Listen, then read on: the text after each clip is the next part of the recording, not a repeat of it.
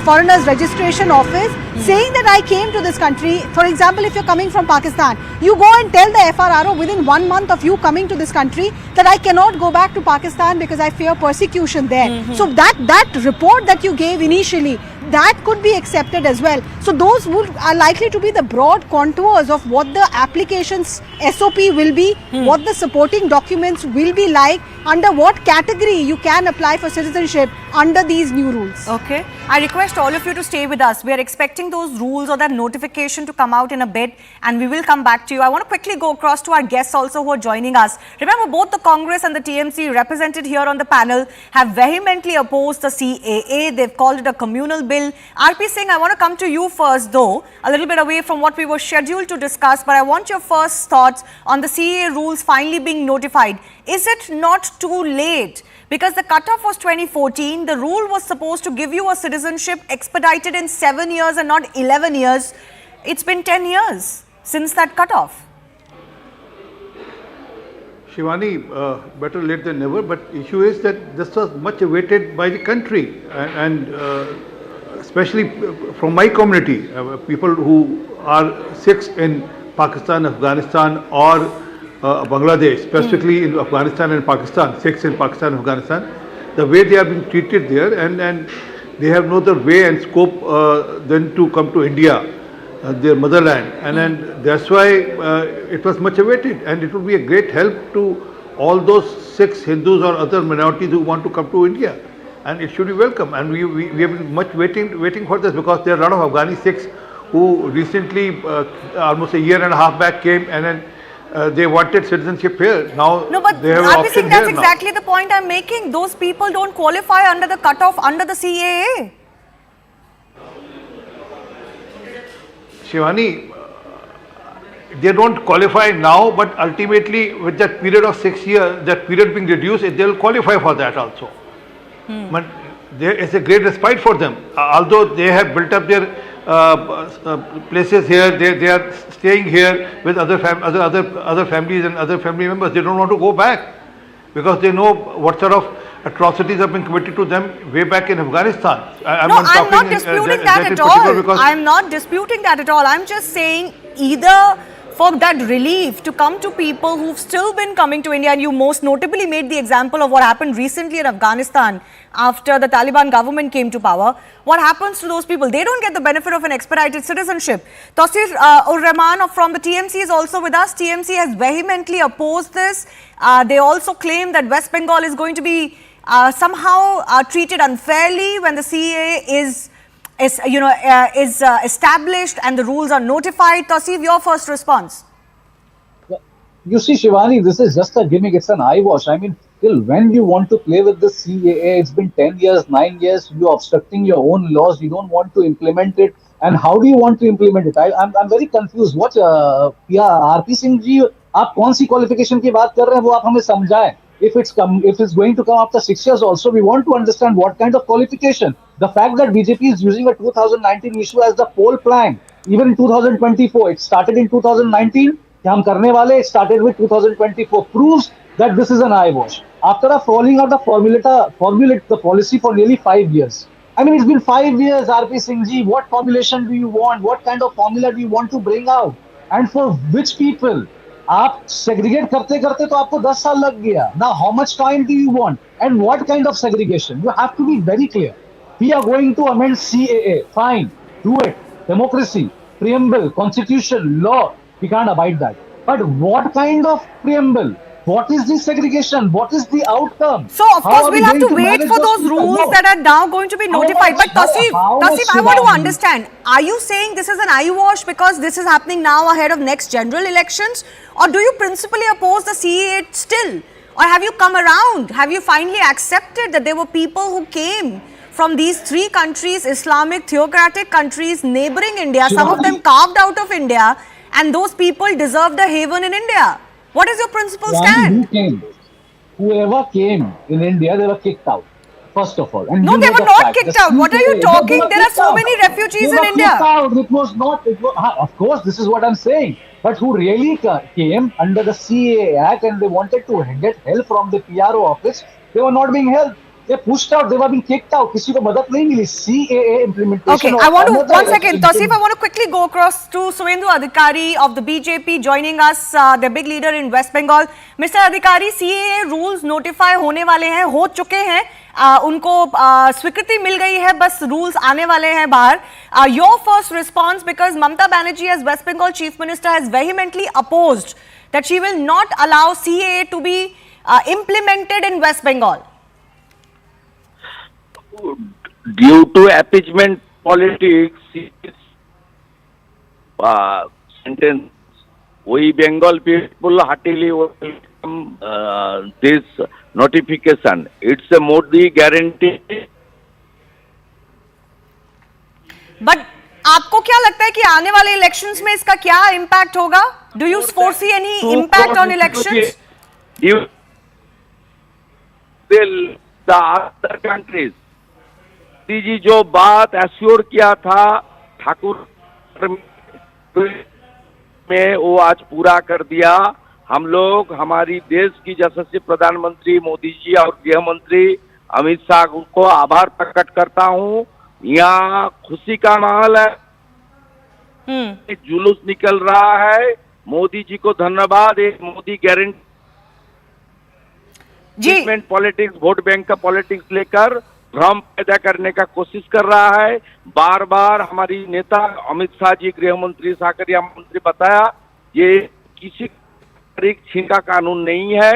जो धर्मीय उत्पीड़न के कारण हमारी देश में आया उसको इक्वल सिटीजनशिप देने का कानून है, छीनने का कानून नहीं है. जी बंगाल टीएमसी कह रही है कि हर मजहब की जनता टीएमसी कह रही है कि ये इलेक्शन आने वाले हैं, इसलिए अब सरकार ने 5 साल लेट किया तो है. बहुत पहले 2019 में दोनों सदन में कानून पारित हुआ था. जी बट 5 साल लग गए इम्प्लीमेंट होने में. ओनली नोटिफिकेशन, वो तो कानून 2019 में हुआ. उसका बाद 2-2.5 साल तो कोरोना के लिए वैक्सीनेशन को प्रायोरिटी दिया हमारी देश के प्रधानमंत्री और देश की सरकार. इसलिए ये लागू होने वाला था, लागू हो गया. बंगाल में खुशी का माहौल है. पश्चिम बंगाल का सब जनता, हर धर्म, हर पार्टी का सब जनता इसको स्वागत करता है. ये कानून बहुत क्रिस्टल क्लियर है. और हमारी पश्चिम बंगाल में खास करके सटे हुए बांग्लादेश से ओनली रिलीजियन ग्राउंड और कांग्रेस का जो गलत नीति था देशभाग का, उसका भुगतते हुए मेरा माताजी भी बांग्लादेश का बोरी साल से घर छोड़ के भाग कर इधर आया. हम 2 करोड़ है बंगाल का. सब जिसको रिफ्यूजी बोलता है ना, वो रिलीजियन ग्राउंड में उसको सब छोड़ के भागना पड़ा. भारत उसको शेल्टर दिया. आज उसको इक्वल सिटीजनशिप मिल गया. मोदी है तो मुमकिन है. जी सुवेंदु अधिकारी, बहुत बहुत धन्यवाद CNN News 18 से बात करने के लिए. Many thanks. Yes, I want to go back across to Tausif. Tausif, you were saying something. I want to understand once again. Is there a principal opposition to CAA? Because in the past, parties like yourself have called it a communal act because it made a segregation on the basis of religion. Whether persecuted or not is a separate angle, but on religion, and you felt that this is not something that on which citizenship should be granted. Do you stick to that? Or do you say that this is just about implementation and eyewash? Shivani, it is an eyewash. I want to stick with that. I mean, I'm not giving you any rocket science statement. You know, how is that a party like BJP is always in a state of confusion? Even Suvendu Adhikari ji was sounding very confused. I mean, BJP merely using CAA as a tool before election. And this is quite evident from the MOS. Shivani, you have to understand the MOS and the BJP leader Shantanu Thakur has said in December clearly in 2023 where he mentioned, I never promised that CAA would be implemented. No, but that's all past. No, Tausif, I want to understand and move forward on what has been announced today. The rules are coming late. I give you that much, but the rules are being notified now. What is your principal opposition to CAA? I want to understand that today in 2024. I'll come back to you. I have Rajdeep Roy, BJP MP from Assam. One second, BJP MP from Assam joining me. Assam is one of those states, Mr. Roy, that has seen an upheaval because of the CAA or the NRC. Yeah. How do you see this announcement coming in just barely months ahead of general elections? It is historic announcement considering the 75 years that we have passed. Our Prime Minister has said long time back in his multiple meetings, mass meetings in Assam and elsewhere in the country, that we could not do what we should have done decades back.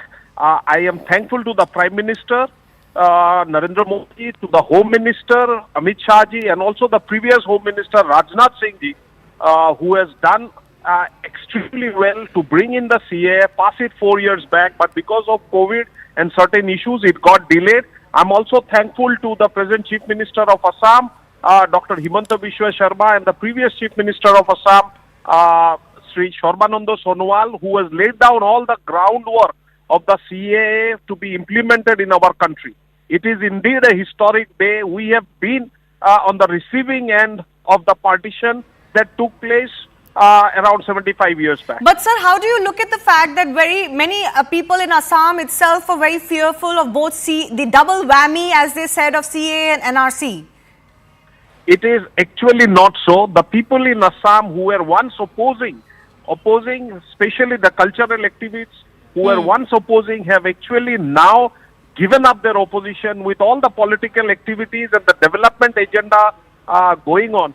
This issue has been put to the back burner by all those activists who were once upon a time opposing.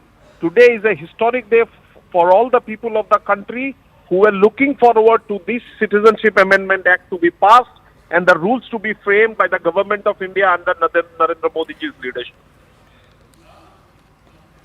So, you know, your family has been associated with the CAA cause. Yeah.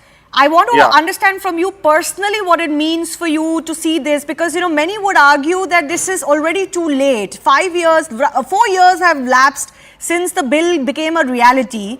The cutoff is 2014. Look, Shivani, it is nothing.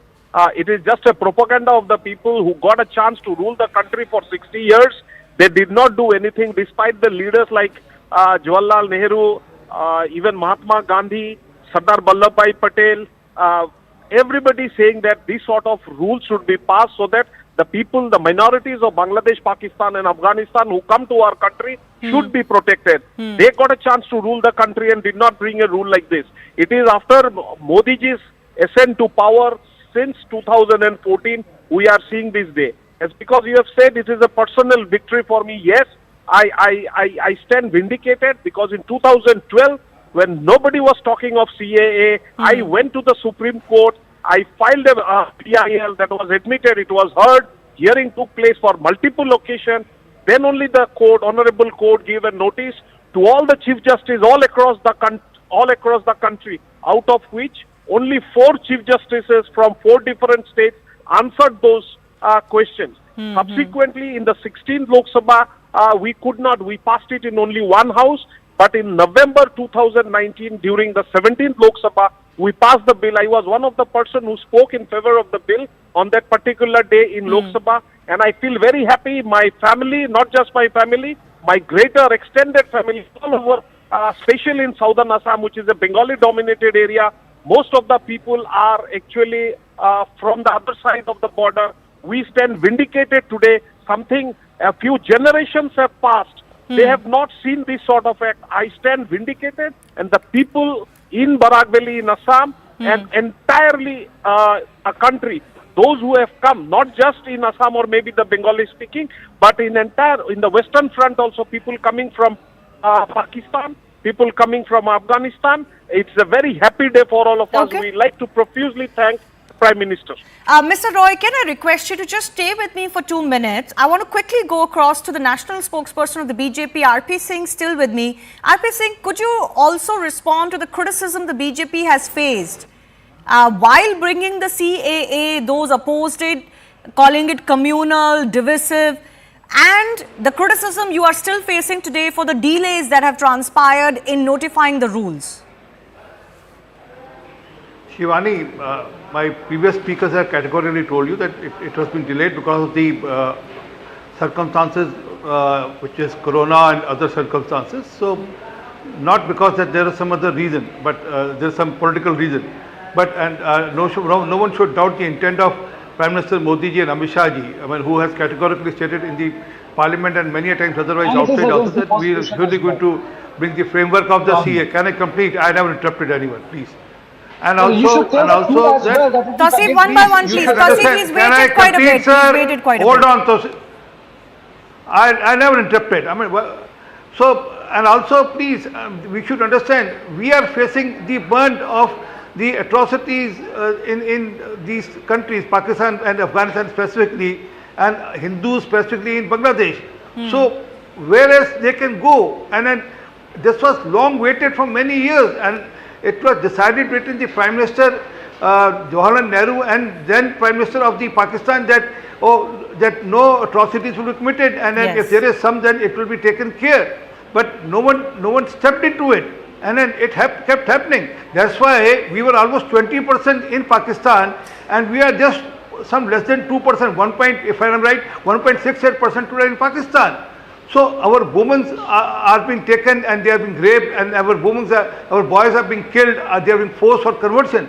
So all this sort of people have only shifted either because of conversion or because of the atrocities committed. So which other country to go? I mean, everyone was waiting for this. Yeah, As I told you know, recent actually, government of Gaza, historically, although it's quite interesting. There is a pact, the Liaquat Pact between India and Pakistan after partition, that the minorities were not shifting because it was a partition on religious lines.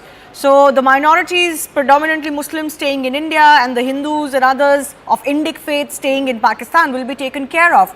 Did Pakistan live up to that promise? And if it did not, and we all agree that even in Bangladesh, of course in Afghanistan, in Pakistan, land part of Bharat at one time that was carved out of Bharat, Indic minorities suffered.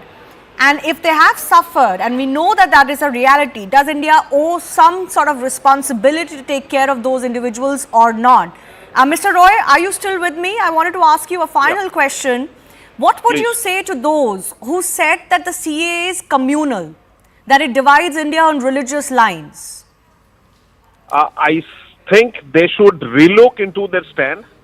Their stand has actually made them a political minority in the country today. They are looking at numbers. In the election, they will win hardly 2-digit seats. Now the question is, they have been, peddling lies after lies after lies. We have been continuously telling, it is not for the present-day Indian Muslims. The Indian Muslims who stay in India under the flag of India, their citizenship will not be taken away by the CAA. It is only for the people who are minorities in these three countries, namely Bangladesh, Pakistan and Afghanistan. No, but political parties have opposed... The minorities, no, let me finish, Shivani, just two seconds. The minorities of Bangladesh, Pakistan and Afghanistan will get a chance to become Indian citizens. That also those who have come before 31st December 2014. So you have to understand this. Politically, they did not do what they should have done 65 years. So now that we have done, it is basically their failure. No, I understand that. The question I'm asking you is this, Mr. Roy, that they have opposed. They've not opposed it only on the fact that you're doing this for people who have been religiously persecuted. Political parties have opposed the fact that you're making a demarcation that only 6 to 7 religious identities are identified, taken care of, yes. Taken care of, and most predominantly, of course, the Muslims are not included. So that divides citizenship of India on religious lines. That has been their main contention. Obviously, how can they forget that these Muslim people are the majority in these three countries? So they cannot be persecuted in their own country. So that is the legal standing. A Muslim who is in Afghanistan, who is in Pakistan, is in Bangladesh, they are the majority of this country. They cannot be persecuted legally by law. So, understanding this fact, they fail to understand this. They are doing some sort of a religious frenzy in our country to create an unruly divide, the communal divide in our country, and to garner vote and to do this thing of appeasement, follow the principle of appeasement and get vote. That is only their concern. Okay, I thank you, Mr. Roy, for joining us. Many congratulations. Personal fight for you to see CAA become a reality today. And of course, at that time, when the CAA was first passed, there was a lot of legitimate confusion over this. And it did seem like for the very first time, citizenship of India is going to be decided on religious parameters. But it was only an expedited citizenship for a select group, which is not unheard of around the world. And secondly, it's not as if Muslims from these countries cannot become citizens of India. They just have to go through a normal process as anybody wanting to take Indian citizenship. Mind you, India is not signatory to the Refugee Act, so we don't accept refugees. You have to apply for citizenship on various other parameters, and you have to go through a process. And it's not as if anyone is barred. There were two canards spread about CAA. One, that Indian Muslims will lose their citizenship. Second, that no Muslim from these countries can become a citizen of India. Both of them are obviously untrue. Rashid Kidwai is with me, has been waiting patiently. Rashid Kidwai, what impact do you see of this in the upcoming elections? Well, Shivani, it has a kind of, given the past when CAA was linked to NRC, so it has a political flavor and a political connotation. So I think it will impact. What we need to remember, Shivani, as students of history, that my friend R.P. Singh was also saying, remember, problems arose because that Nehru Liaquat Pact was not honored. Problems arose because of theoretical states, creation of theoretical states in these three countries. So we need to be in modern India, we need to be very careful about our own future. If we protect that, we don't allow ourselves to become a theoretical state, perhaps we'll be better off. One minor point what Mr. Rajdeep Roy was making, I think it's a travesty of facts that, the Muslims are not prosecuted in states like Pakistan and Afghanistan and Bangladesh. There are a lot of Hazaras and Shias and Ahmadiyas, all kind of thing, but that's a political thing. India cannot be heaven for everybody who's having a problem, and we also have our limited resources. And after 71, we have seen so many refugees have come, and that led to creation of course, Bangladesh. So these things are there. I think government of the day needs to be very careful. It should not be, I would be a minority to be saying it. It should not be presented as a victory for some and a defeat for others. It has a logic, it has a rationale, it has a history, a very painful history. So it needs to be communicated, and it should not be linked with NRC. Right. Rashid Kidwai, I also have Jairam Ramesh's tweet. We'll look to play out a Congress response too. But this is what he's saying. It has taken 4 years and 3 months for the Modi government to notify the rules. Prime Minister claims that his government works in a business-like and time-bound manner. The time taken to notify the rules is yet another demonstration of the PM's blatant lies. I sense, Rashid Kidwai, that nobody is willing to oppose the CAA per se anymore. They're actually focusing on the delay Shivani, instead. Can I make a small point? Yes, R.P. Singh, go ahead. In Punjabi, there's a saying, "Atta gundi hildi kyo hai?" When you make the dough, why do you move around? That's the problem. There was a problem. We all know Corona was a problem, and then there was a big issue because of Corona, and then everything was came to halt. So they should welcome it. They don't want that minorities who are suffering in these countries, they should be taken care. Why bring politics or why bring religion into it? Okay. And also, which other country they will look forward to? Tell me that. Where will Sikhs go if they have to go, or where will Hindus go, or where will Jainis go? True. Okay. No, those arguments, of course, we've made when the bill was passed over the last 4 years as well. I've got Manikam Tagore of the Congress party joining me on the phone line. Thanks a lot, Mr. Tagore, for your time. What is the Congress's opposition, if at all, anymore on the CAA? Because at the time, the Congress was one of the principal opposition parties, calling it a communal bill. What's your stand today, sir? I'm one of those people in the subordinate committee. Committee on Subordinate Legislations in Lok Sabha. 9 times it has come to the committee for extension period, for rule making. So 4.5 years before the bill was passed, and for rules it has been pending for 4.5 years now.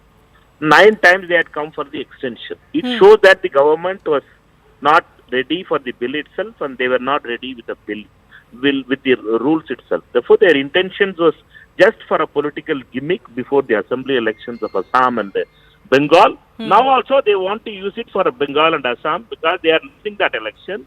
Therefore, they wanted to polarize that elections now. They are losing very badly. BJP, we know that BJP will not touch even 222 seats.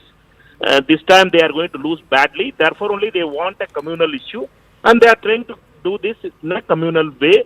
In the last day, 4 days before election being announced, they are bringing in this kind of rules announcement. But sir, Mr. Tagore, do you still fundamentally find a problem with the CAA, or have you come around to at least accepting? I mean, look at what's happened recently in Afghanistan to Indian or Indic minorities there. Was there not a need for India to give some sort of special provision to such minorities from these 3 countries? We have to understand India is a country of plural nature. And we need to understand that India is a country which respects all the human race itself. And we all know that India has been a country of great traditions, and our culture has been historically our culture is a country which work for the humankind. Therefore, it is this kind of bills is only to communalize, and the RSS agenda is to communalize and fight elections. And Mr. Modi and Amit Shah believes that their communal agenda can only make them increase their seat. Already they are losing. They are losing badly in Assam and badly in Bengal. Therefore, they want these kind of issues to divide and divert from the real issues. Real issues of price rise, real issues of jobless India, real issues of farmers' distress, real issues of MSME distress. That's the real issue. Electoral bonds, today the Supreme Court slapped them in the right chin, and they just slapped them that the SBI can't do this thing. But they want a diversionary tactics. Today headlines are changed now. Therefore, they will do these kind of things. That is there in their DNA. The BJP and RSS DNA is to divert from the real issues. So, is the Congress party still going to go into the 2024 election campaigning opposing the CAA? Congress party is going on 5 nyayas. We are asking for the jobless India to answer. We want the jobless youth to promises which has been kept out. We want the people, farmers, MSP as a right. We want the MSMEs rights, and we want the scheduled caste census. This is the issue on which Congress is going. All right. Well, we'll wait and see how the politics continues on this. I do thank you, Manikam Tagore, for joining us. We do have some more updates coming in as far as the rules notified today are concerned. So the details we're getting are this. One, the Home Ministry has notified these rules. A separate portal is being created and it will be up and running soon. Remember, this is something that was announced earlier as well, because the government has been at many junctions preparing for this and has been announcing that this is going to indeed happen before the next general elections. So this was going to be a completely online process. A separate portal is being created for this, and all applications will be accepted online. Now, we still need to see some of the nitty-gritties about what kind of documentation is required. Will people be asked to somehow prove that they are religiously persecuted? Some of these are still a little bit fuzzy. We'll try and go across to my colleague Anurima joining us for more on this. What more are you picking up? So what we have learned by the spokesperson of Ministry of Home Affairs, courtesy him, we have learned that there is a separate portal that it is being notified as well.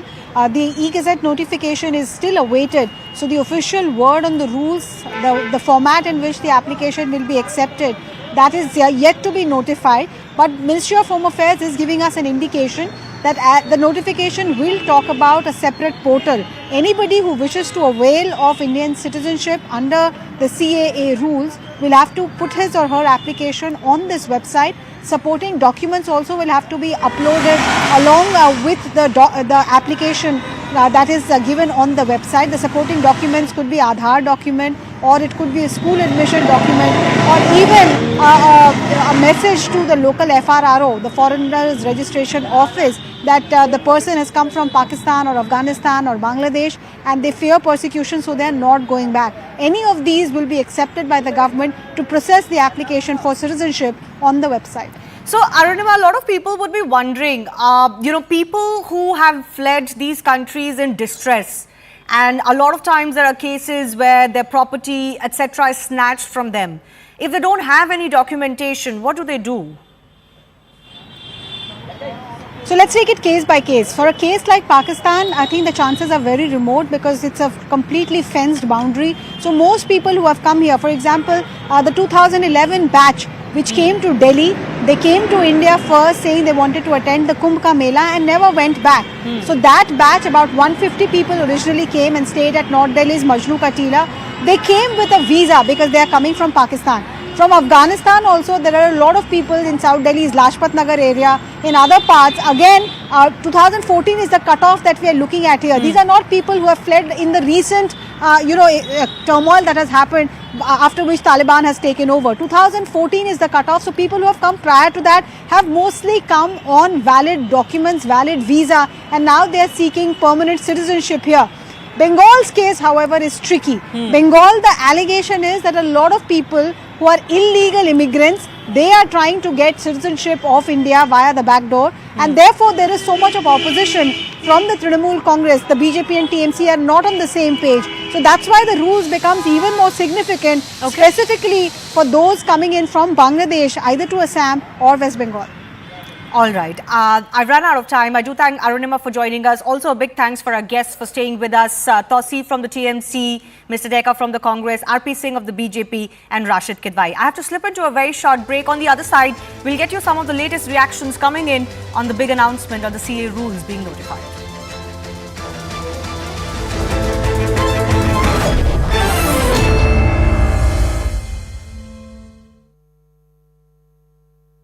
Co-powered by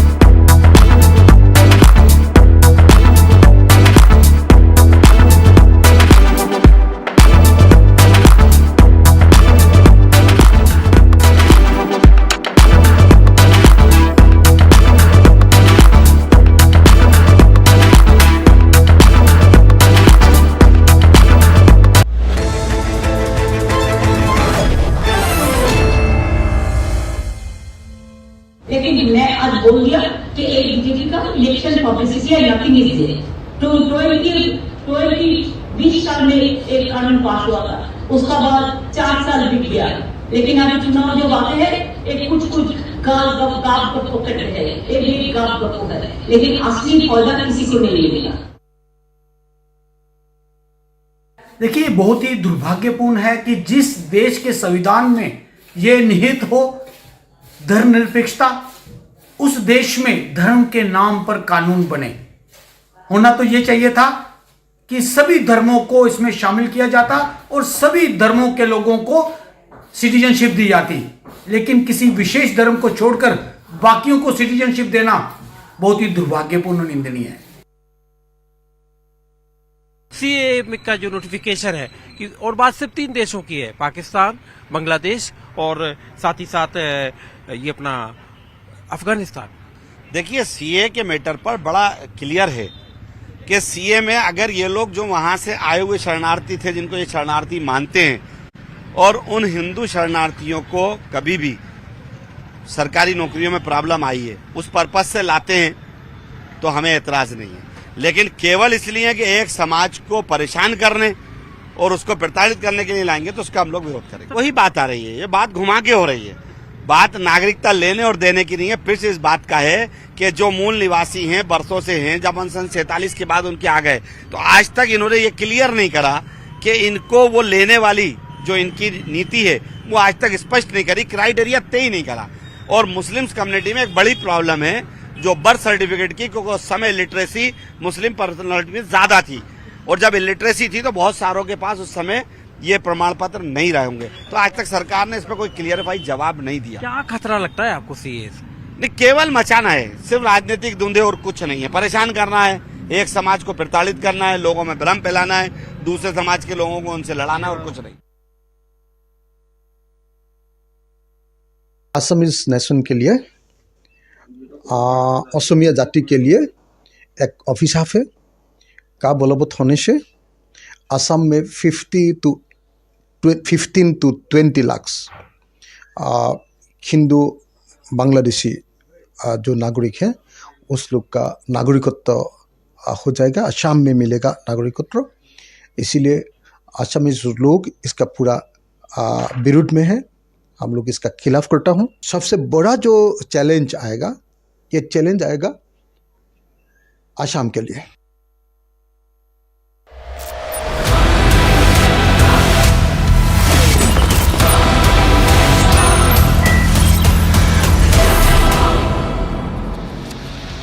Viewers, in 2016, the Modi government guaranteed that it would not let non-Muslims who have sheltered in India because they were being persecuted by Islamist hate in Pakistan, Afghanistan and Bangladesh live a life of indignity. That these non-Muslims who entered India before December 31st, 2014 would be granted citizenship on a priority basis. But the proposed lifeline in the shape of a Citizenship Amendment Bill was beaten back by so-called secular liberals in Parliament. In 2019, when the NDA returned with a larger mandate, with a bigger mandate, it seized the moment and passed the CAA bill. With its passage in Parliament, the CAA was all ready to be implemented, but this time violent protests broke out in numerous parts of the country, viewers. In fact, Delhi not only bore the brunt of the violence, but an agitation by Muslim residents of Shaheen Bagh, where a major thoroughfare was out of bounds for over an entire year, also created a huge problem of perception for the government, viewers. The force of the outrage meant that once again the government took a step back, and the rules to operationalize the CAA were not notified. Now, this was highly uncharacteristic of the BJP, which prides itself in speedily actualizing its commitment to voters. But today, viewers, finally, in a supremely consequential move, at long last, Union Home Minister Amit Shah has enforced the law by notifying its rules of application. This really, viewers, is the big breaking story of the day. The Ministry of Home Affairs will be notifying today the rules under the Citizenship Amendment Act 2019, also known as the CAA 2019. The Home Affairs Ministry says these rules, called the Citizenship Amendment Rules 2024, will enable the persons eligible under CAA 2019 to apply for grant of Indian citizenship. The applications will be submitted in a completely online mode, for which a web portal has been provided. So anyone, viewers, before 31st of December 2014 who has taken shelter in this country, who is a non-Muslim, i.e. is a Hindu, a Sikh, a Parsi, a Christian, a Jain, all of these denominations, viewers, can now apply online on the portal, applying for citizenship to India. Obviously, there will be certain requirements, certain documentation to prove that you bona fide fled persecution in Pakistan, Afghanistan, and of course, Bangladesh. Viewers, a few years ago, if you remember, Union Home Minister Amit Shah had made it entirely clear that he was very, very keen on ensuring that those who are deserving, who have been persecuted, the non-Muslims specifically who have been persecuted, will be given a life of dignity in this country. This is what he said, viewers.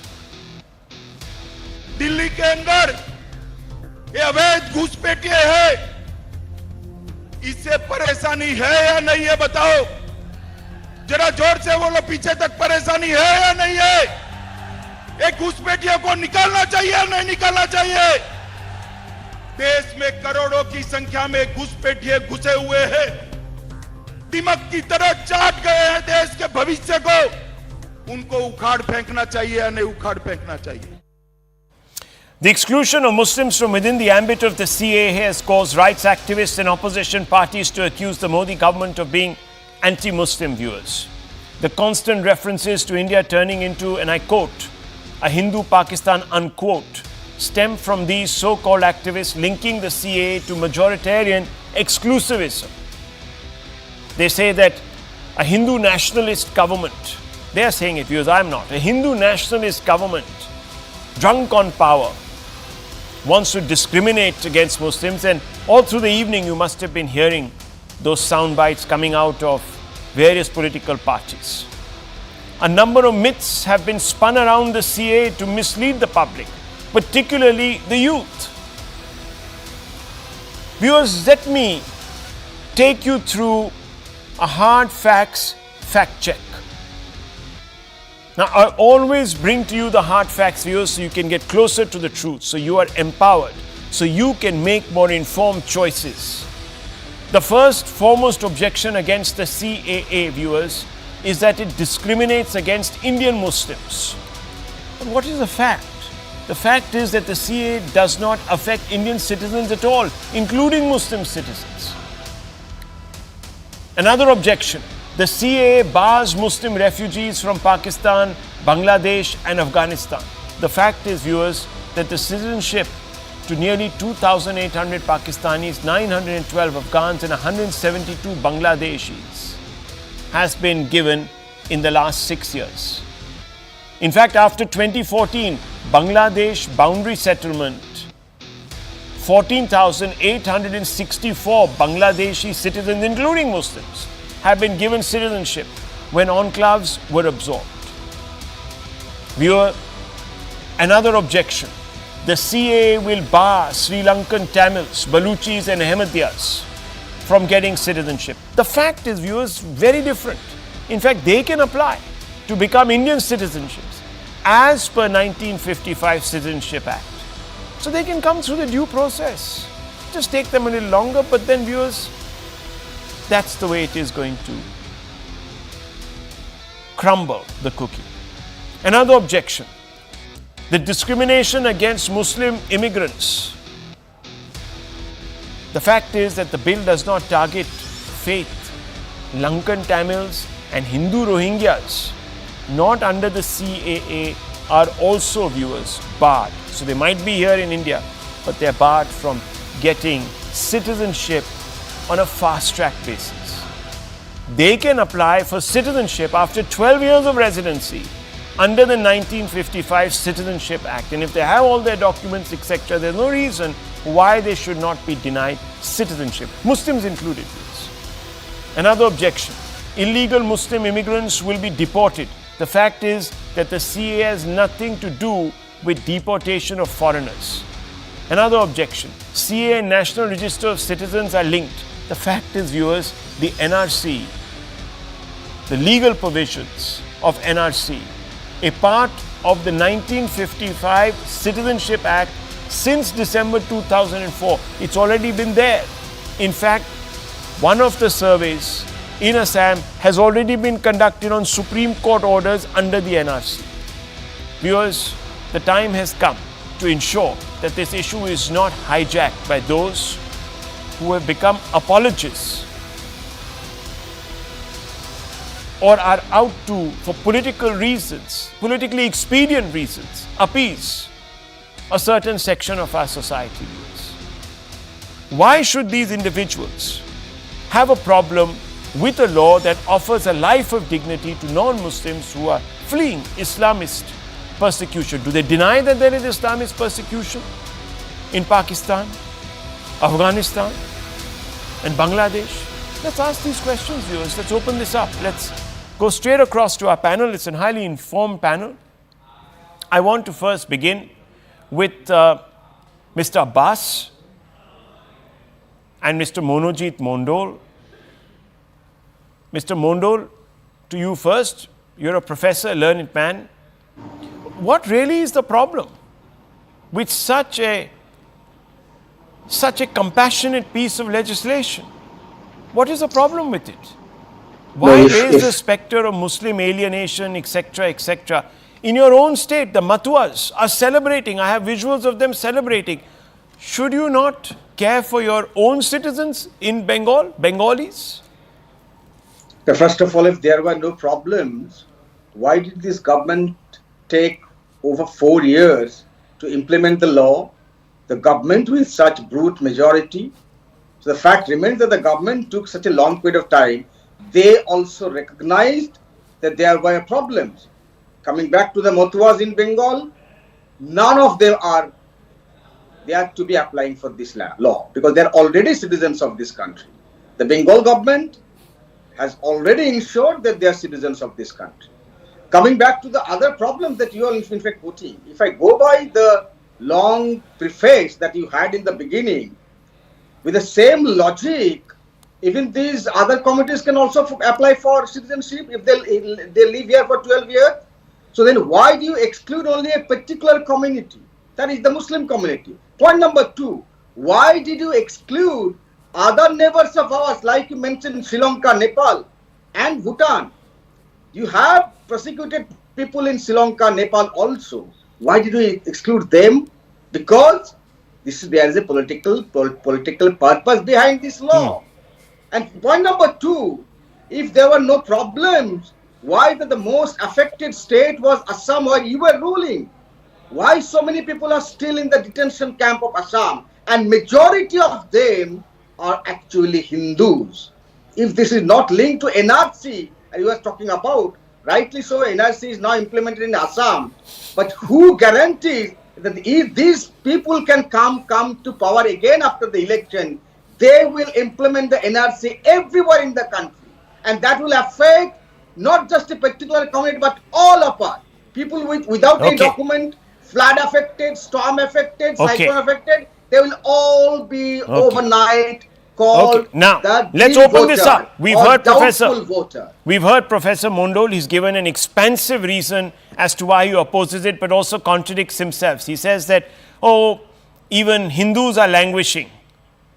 If Hindus are languishing, then Yes, obviously they are. the CA is not anti-Muslim. In fact, it's anti-no one, except it's only pro-humanity. I mean, you contradicted yourself. Anyhow, it doesn't matter. I did not say it's This is the problem. anti-Muslim. It is anti-humanity. I want to ask you, Professor Monojit Mondo, simple question. Yes. Forget Please about do. Hindu-Muslim, just a very simple yes or no answer. Do you believe that Bangladeshi Hindus who have crossed the border and continue to cross the border are not victims of Islamist persecution, and should they not get citizenship on a priority? Simple question, sir. No, who is saying that they should not get? Okay. Of course That's they it. should get. So viewers, of course. if But they you are cannot- getting it you under cannot CAA, demarcate them on the basis of religion, and you cannot exclude other countries also. Okay. Many people are crossing the border from Sri Lanka and Nepal. yes, yes. Why are they excluding them? Yes, Why are let they me excluding let them? me Many people get are in Dr. crossing the border Ranganathan from perhaps to Myanmar. Why are we logically break excluding this them? down and explain it to you. He's written extensively on this issue. Dr. Ranganathan, you see, the complaint always comes back. Bring them all from Pakistan, Yes. Bangladesh. What's the big deal? Then why have Pakistan and Bangladesh? What is this separate homeland for Muslims? They may as well all come here. To my fellow panelists, it's a historic day. In no small measure, my congratulations to Mr. Amit Shah and Mr. Narendra Modi and everyone in the government, and my congratulations to every Hindu in India and every Hindu persecuted or otherwise in the Islamic republics that are concerned with the CAA. It's a great day. Again, I mean, it's really incredible. And the fact of the matter is, if you remember, Rahul, let me quote someone now. We will either have a divided India or a destroyed India. Who said this? Jinnah. He screamed this, and he managed the former. And let me say this in no uncertain terms. Those who oppose the CAA are intent upon managing the latter. The CAA is morally just because, let me give you a few reasons. Number one, these border countries are Islamic republics, and therefore Muslims are not in the minority. CAA is about India granting citizenship to those who are persecuted because they are not followers of the majority religion of Pakistan, Bangladesh and Afghanistan. Number two, it is a fact, is it not, that India was divided on the basis of religion. Muslims could choose a home, and 75 million did. Good luck to them. They chose Pakistan, a nation created for Muslims. But India wasn't created for Hindus. Post-partition in 1951, Muslim population share in India was 9%.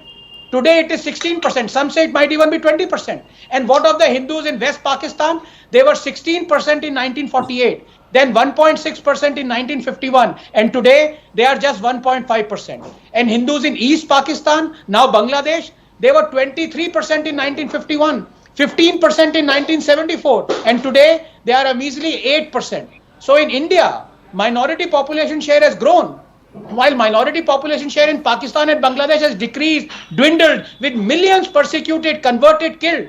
Where would the Indic people and Christians go? Number three, my only limited disagreement with the bill is, or the act, is that atheists, apostates and heretics, all condemned in Islam and therefore in the Islamic Republic of Pakistan, should also have been included. It doesn't make sense to include all persecuted Muslims and Muslim majority nations. Should we now open our doors to 200 million Shia Muslims persecuted by Sunni Muslims all around the world? It doesn't make sense. Number four, CAA is about granting citizenship, not asylum, as India already grants asylum to lakhs of Muslims, including the Rohingyas and the Afghans. Number five, those calling this bill Islamophobic ignore the simple fact that 500,000 or more ethno-religiously cleansed Sri Lankan Tamil Hindus currently settled in India are also excluded. Number six, those outraging were completely silent for 70 years when lakhs of Hindu refugees from what was then West Pakistan ran for their lives and settled in Kashmir but were denied jobs, dignity, basic human rights because of Article 370. But that was of no concern because they were Hindus. Number seven, the CPIM and the Congress in 2012, Rahul, and 2015 demanded citizenship be granted to Bangladeshi minorities, i.e. specifically non-Muslims. But because BJP granted it, they are up in arms. Finally, another crucial point that most people don't realize is that the CAA is an amnesty.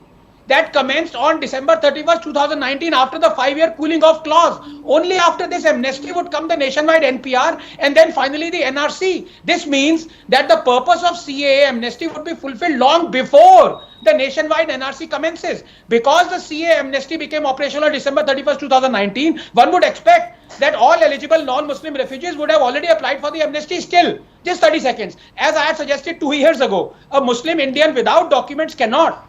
But a non-Muslim Indian without documents can still commit perjury and ask for CAA amnesty, as the latter is applicable till perpetuity. Therefore, in order for both non-Muslim and Muslim Indians to be in the same boat during the NRC, the amnesty part of the CAA should either be repealed or a deadline set for it before the commencement of a nationwide NRC. No one should then have any issue with the NRC. And finally, a word of unsolicited advice to this government.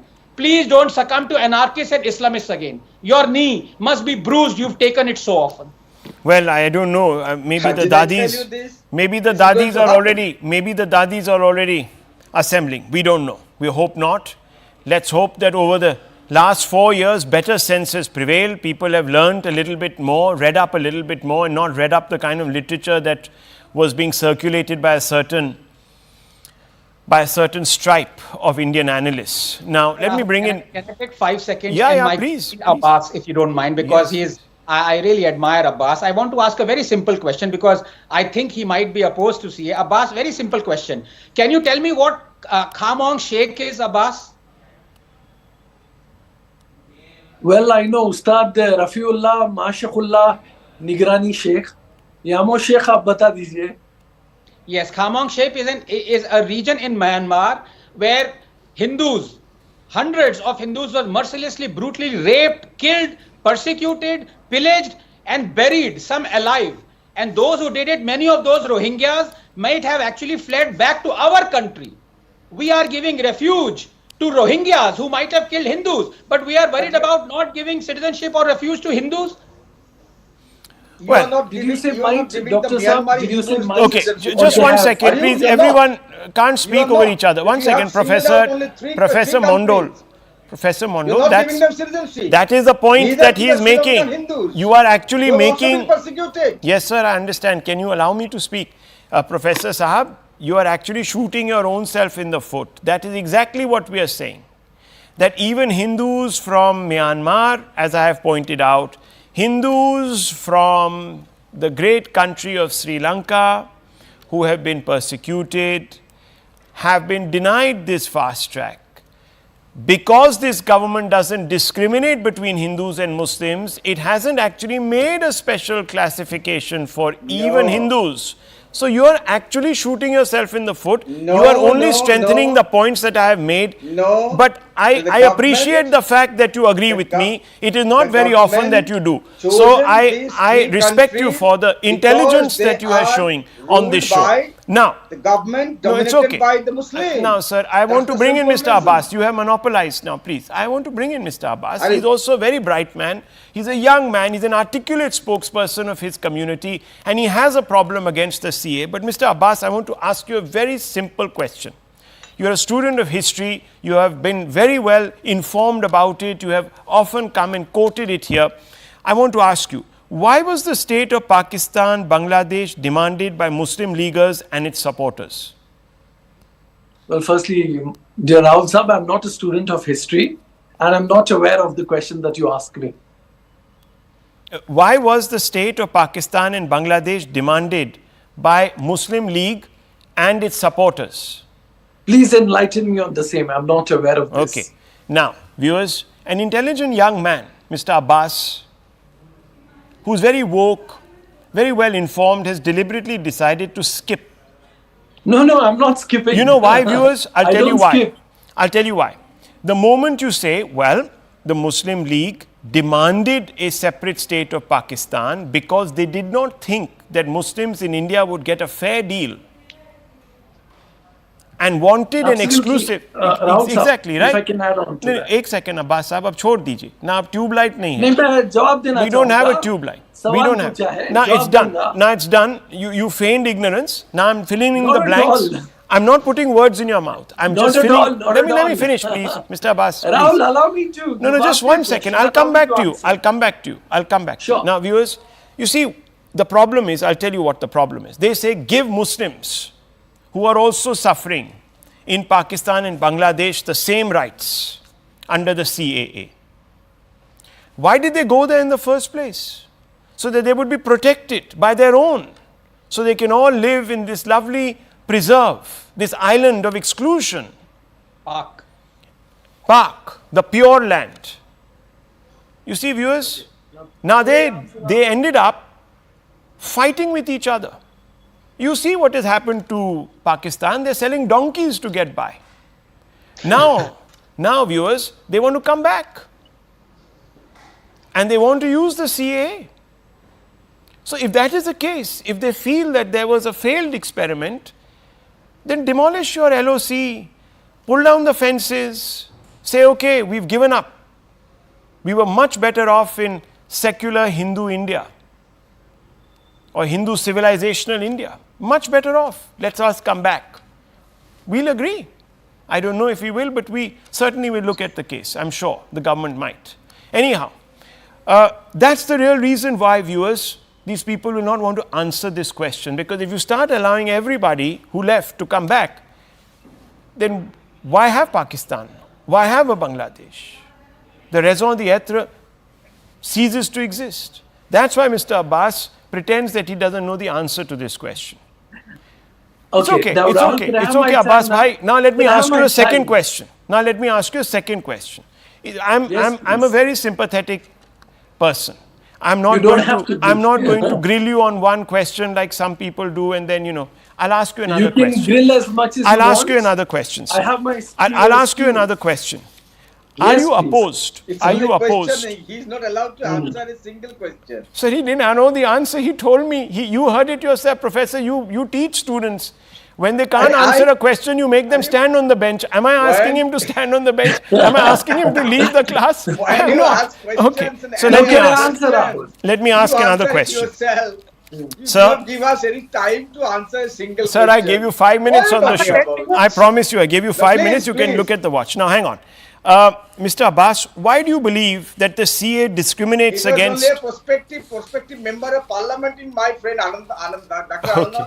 Anand, he was speaking. Sir. He was delivering a speech as it was a parliament of India. Okay. You are the one going to get the ticket very soon. Let me ask, Mr. Abbas, does the CA apply to Indian citizens?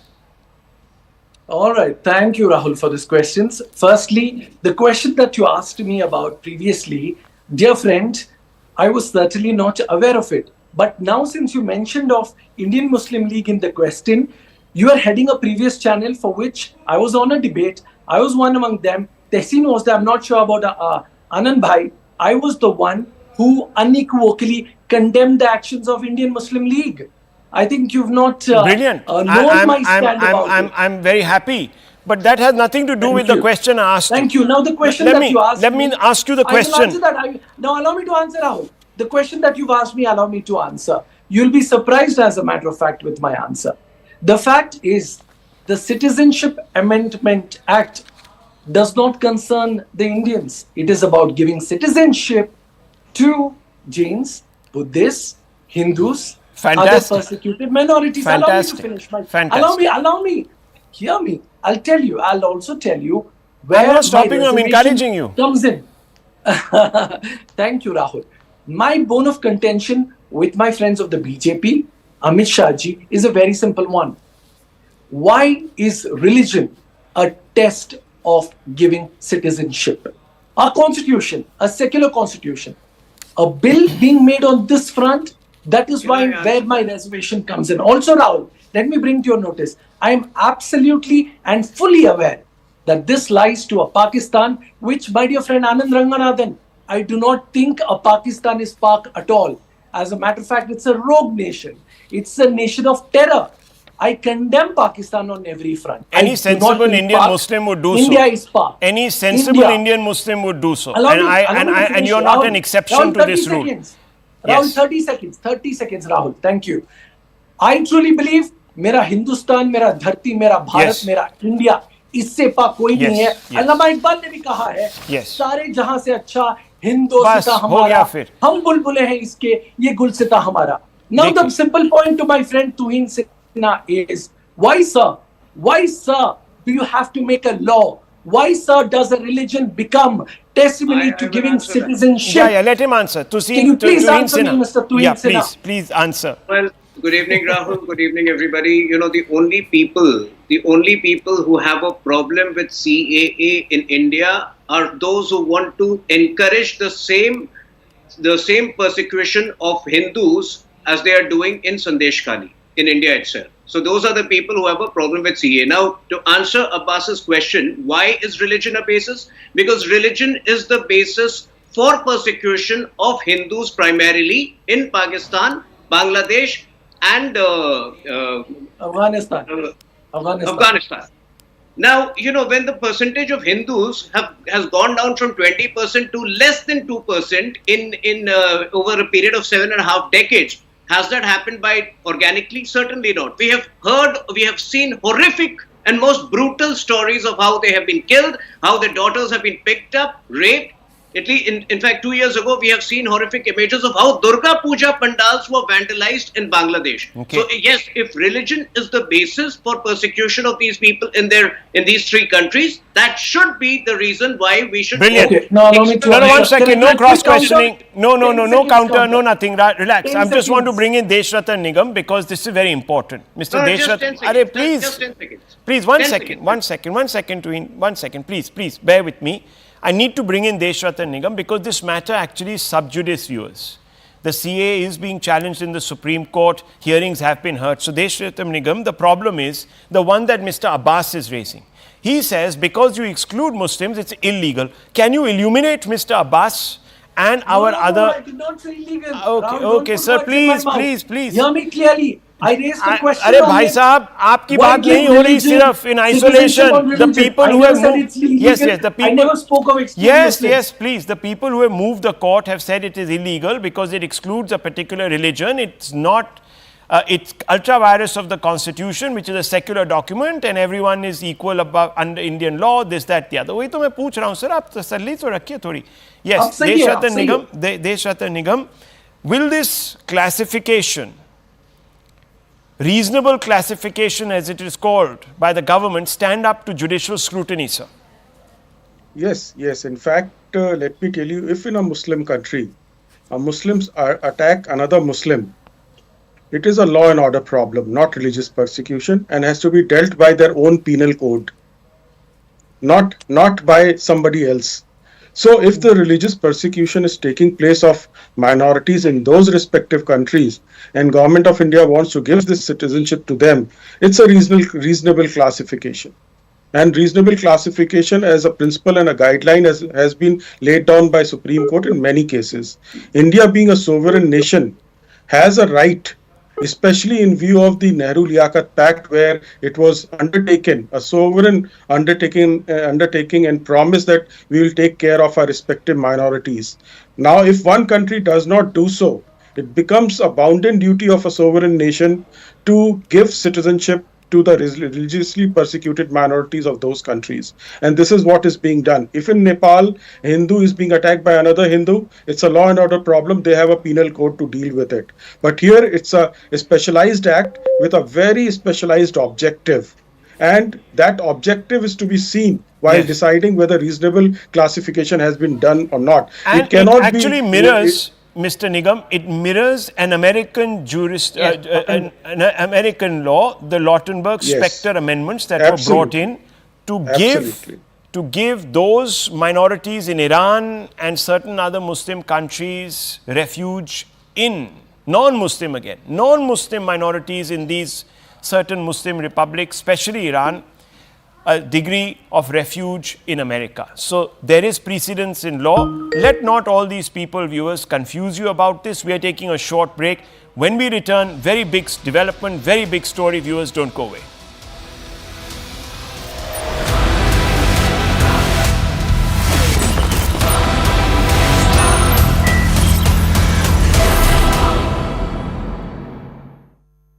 Madam ji.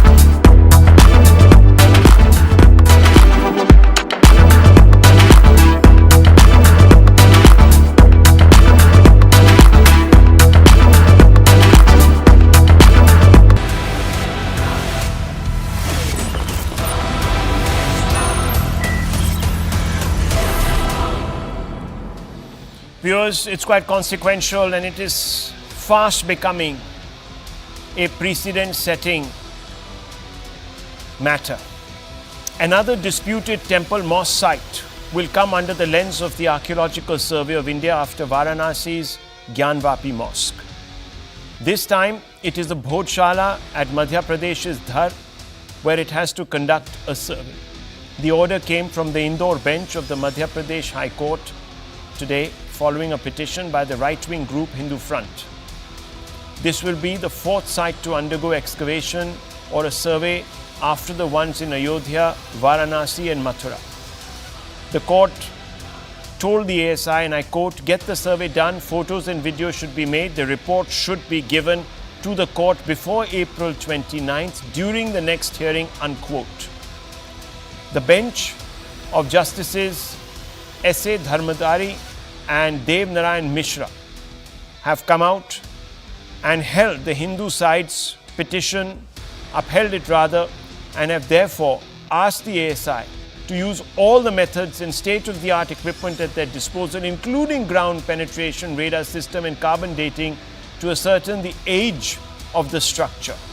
Now viewers, what this means fundamentally is that the courts are being extremely sympathetic to Hindus who are insinuating themselves in this cause of reclaiming their heritage by wanting to determine the character of a place of worship. Now you know viewers that hundreds and hundreds of temples were destroyed, some put the figure at thousands in fact viewers, by wave upon wave of settler colonization.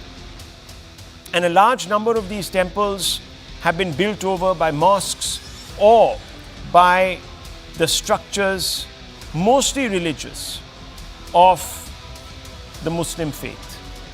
And viewers, many people in India, many devout Hindus want to reclaim these places of worship. Of course, they are barred under the Places of Worship Act of 1991. But let's have a more informed conversation. We are joined by Vishnu Shankar Jain, Senior Advocate of the Supreme Court, who has also been able to extract this order. Dr. Ranganathan is also here with us. Fundamentally, I really will discuss the minutiae of this matter, the Bhojshala matter, with Vishnu Shankar Jain, who is joining our broadcast any moment. But Dr. Ranganathan, on a larger issue, it appears now, and of course Vishnu Shankar Jain is there, so let me actually begin with him, and congratulations to you, Mr. Jain, for once again bringing a favorable order in the matters such as these. Some of them are extremely difficult, of course, to argue also in front of court, but how did you manage to pull this rabbit out of the hat, so to speak? Because in the past, some of the Hindu petitioners had been unsuccessful, Mr. Jain. So what was different this time? See, it's a very, very clear case, and every case depends upon its own facts. And the argument is purely legal, Rahul. And the argument is this, that in view of Section 16 of the ASI Act 1958, the word which is used in Section 16 is that religious character has to be ascertained. You will be shocked today on your broadcast. There is an order of ASI of 7th of April 2003, wherein the order says that in this premises which you are showing on your screen, on every Tuesday the Hindus will offer worship there, and in the same very premise the Muslims will offer namaz on every Friday. So our argument is very clear that without ascertaining the religious character of this premise in question, this is not a secular place. How can you allow worship and namaz at the same time? That's a very interesting proposition. Yeah. So without ascertaining, these were the arguments which were advanced before the Indore High Court, and after hearing both the sides, the court has directed the ASI, a 5-member committee, an expert committee of 5 members, to conduct a survey which will include GPR survey, GPS survey, excavation, dating methods, and submit a report before the court within 6 weeks. So then the court will come to a conclusion that what is the religious character of this premise, whether the religious character is of a Hindu temple or whether the religious character is of a mosque. Okay. And then the court will determine the validity of order of 7th of April 2003.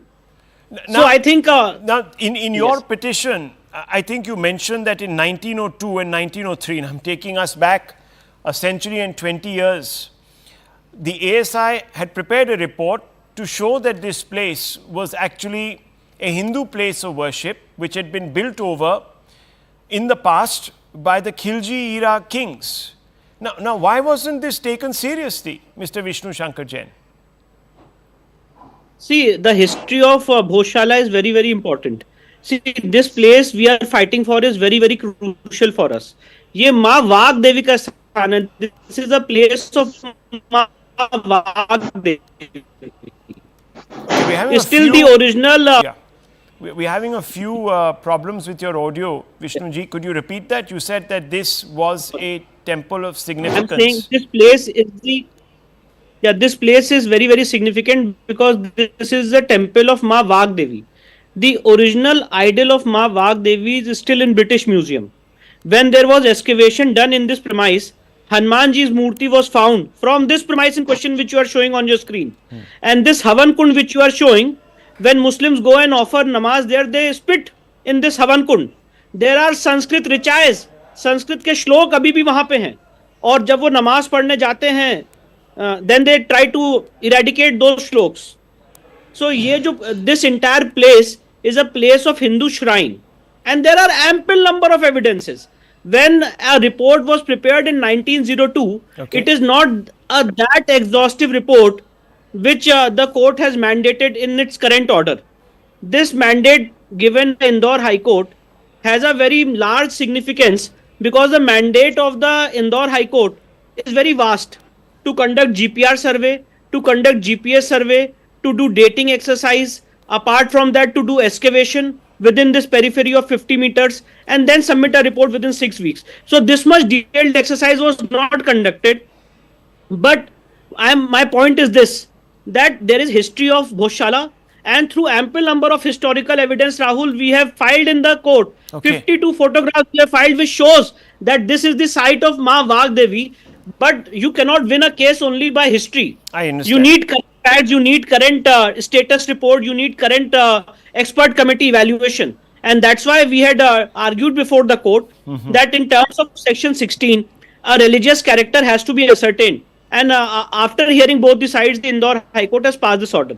So it's nothing like I want to just try to submit on your broadcast that these are matters which have to be evaluated after getting the evidence, and this is an exercise of ascertaining the religious character. And this speaks volumes, Dr. Ranganathan, about the Hindu way, that we're not throwing, invective or violence into this mix and trying to take over these properties by force, etc. So that does. So let me just set that aside. Dr. Ranganathan, let me bring you in. I'm quite astounded that we have these structures that obviously visibly bear the signs of some sort of iconoclasm, yet their religious character hasn't been determined for centuries. And we've been now free for almost 77 years. So why do you think this is the case?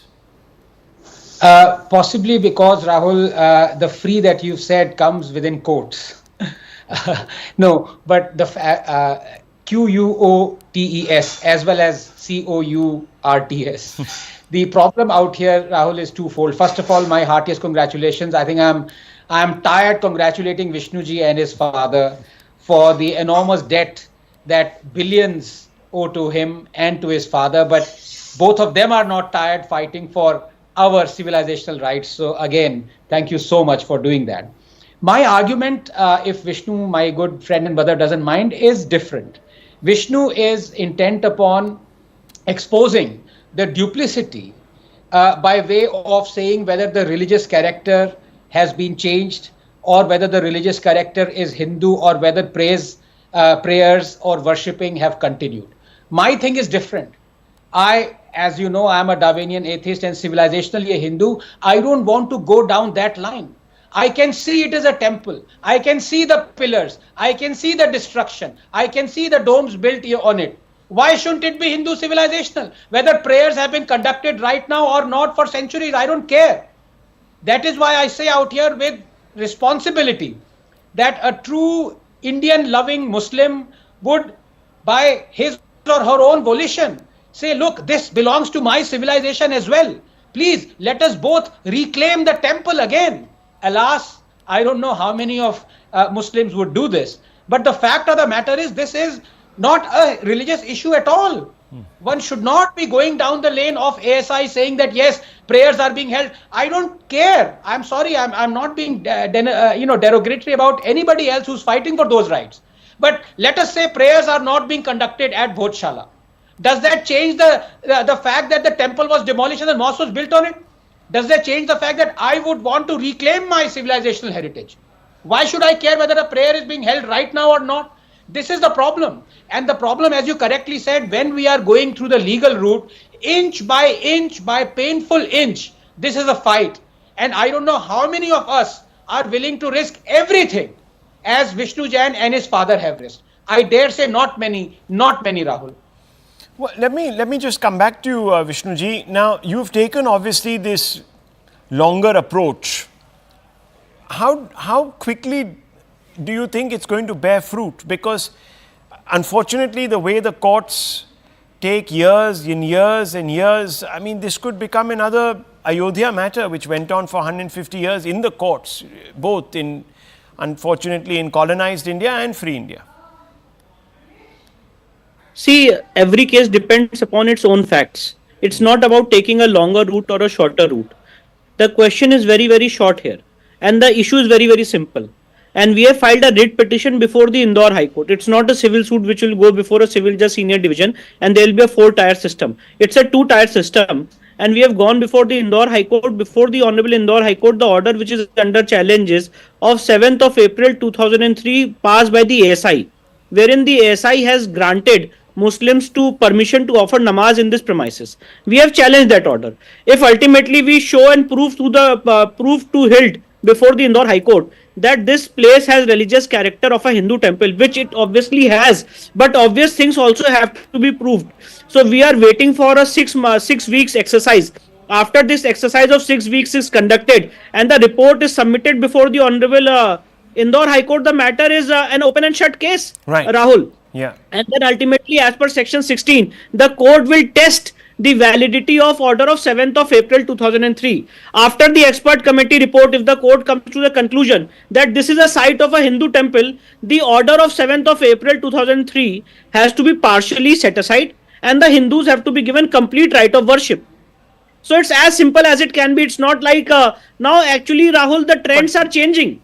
Yeah, well, you know, and that's the problem, because it can't be left to, you know, the prevailing winds really, because they change, as you have said. So, Dr. Ranganathan, yes. That is why, and you actually hit the nub, because I always go by first principles, Rahul. If you deliver justice, let it be delivered for a universal application, not for one or two. And that is why I think Bhojshala, what Vishnuji is doing is an inflection point. Because as you know, for the last 3 decades, millions of Hindus, including Hindu organizations who have worked for the Hindu cause, have been guilt-tripped, self-loathing included, into saying that we want only 3, Ram Janam Bhoomi, Kashi and Mathura. बाकी सारे जितने 1800 हैं, सीताराम जी ने कहा, या विष्णु और साई और Vikram, they say 40,000. No, don't. We just, I'm sorry, justice doesn't work that way. That is why it specially pleases me that Vishnu and Sai and Vikram and everyone else is going for those 39,997 temples. And even if they are 3,999,000, we will go for them. Yeah, but Dr. Ranganathan, I'm going to ask that question actually, given that the RSS also, which sees itself as the ideological mentor of the BJP, which is in power, and it is the government in power and should actually be going to Parliament and making an amendment to the Place of Worship Act, etc., etc. It hasn't done. Maybe it will. Do you ever see the government doing that? Given that the RSS itself has said, 3 ke baad fir chhod dijiye. You know, forget it. No more than 3. It's a question to Vishnu. No, to you. To you, doctor. To you. Well, I mean, we've seen in the last 10 years, as you say, that the Modi government is in majority. I seriously doubt that. But the fact of the matter is, if they do or if they don't, there are warriors, civilizational warriors like Vishnu and Hariji and his father, who would make sure that the voices are heard and a clamor happens for us to reclaim every demolished temple. Every demolished. Well, let me tell you, viewers, that the operational words that Vishnu Jain, whether we like it or not, has used is that each case will be judged on its merit. We are not going to take a bulldozer, an excavator and a shovel and pull down these things. We will do it legally. We'll make our case in court. That's what Vishnu Shankar Jain has said. And I hope that you stay the course, Mr. Jain, because you're obviously giving hope to hundreds and millions of Hindus around this country who are very keen to reclaim their civilization and heritage, but not at the cost of violence and anarchy and bloodshed and the like. Thank you very much. We'll take a very short break. We'll be right back, viewers. Big development today. The Prime Minister came out and actually tweeted about it. We'll tell you all about that in just about 3 minutes.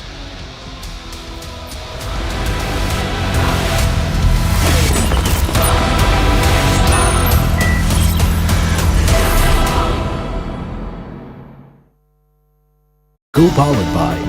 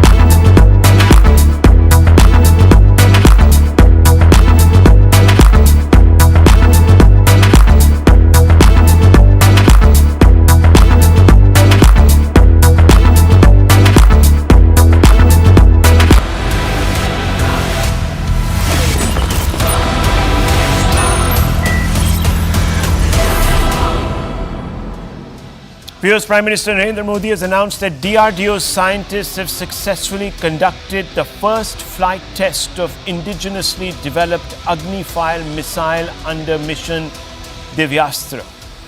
The scientists tested the multiple independently targetable re-entry technology, which is cutting edge really, viewers.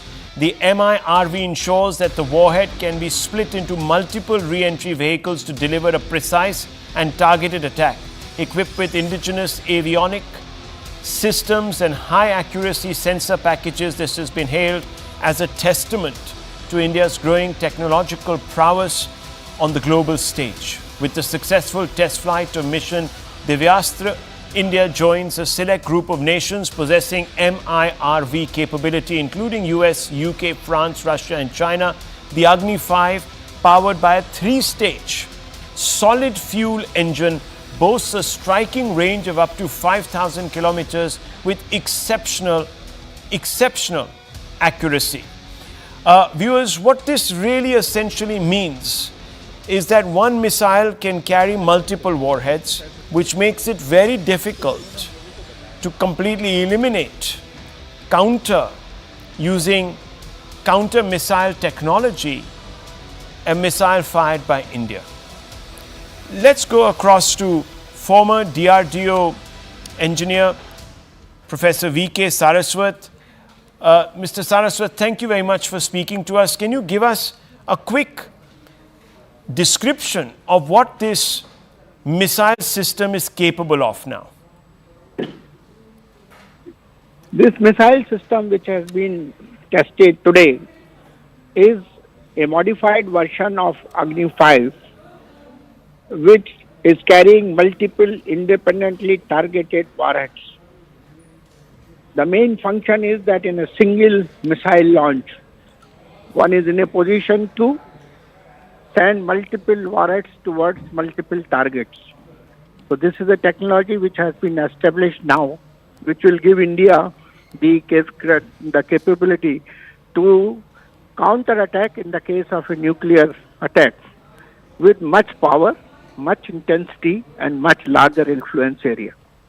Now, when we talk about 5,000 kilometers, from which platform are we actually talking about? Is this integratable with the Navy, with the Air Force? This is a land launch missile. Land launch missile. Okay, so you can place it in a land base, anywhere. On a land base mobile launcher, you can take it anywhere. Right. In the on the planet. Okay, 5,000 kilometers, you say. It is more than 5,000 kilometers. More than 5,000. It's called 5,000 plus always. Okay, so what areas would therefore be within our reach now? You can draw a circle with any of the point within our country, and that will give you the reach wherever. It's a very simple exercise you can do. So even places like China, a circle of radius 5,000 kilometers you can draw and see how many countries come in the reach of that. That will give you the clear picture of what is the influence zone. Well, Mr. Saraswat, thank you very much for putting that into perspective for our viewers there. Viewers, this is, as you know, a phenomenal booster for India's defense effort, which has actually been very prolifically growing under this particular regime. A large number of these systems were, of course, operationalized now, but the genesis might have been a few years preceding this. Viewers, I'll leave it at this. Anand Narasimhan with the right stand.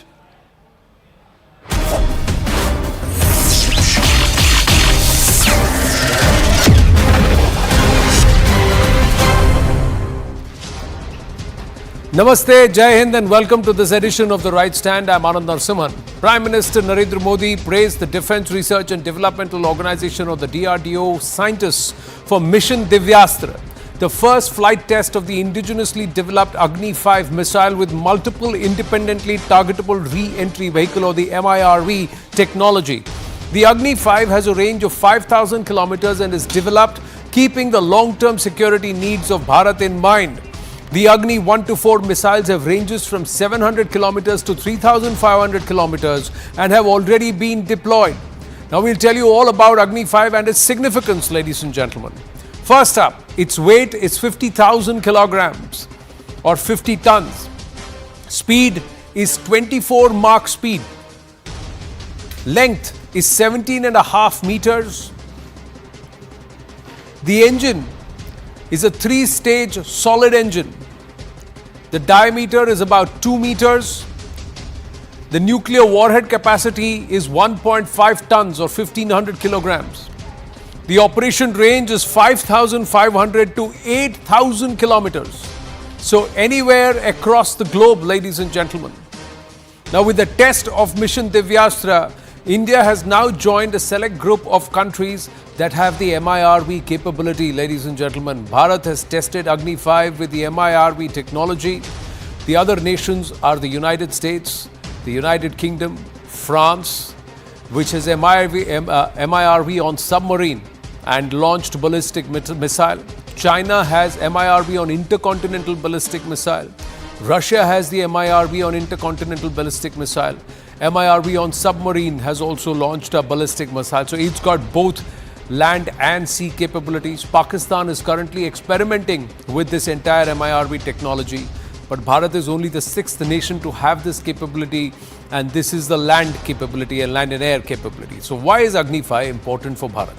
The long-range missile is a testament to Bharat's growing technological prowess and is aimed mainly at thwarting the challenge from China.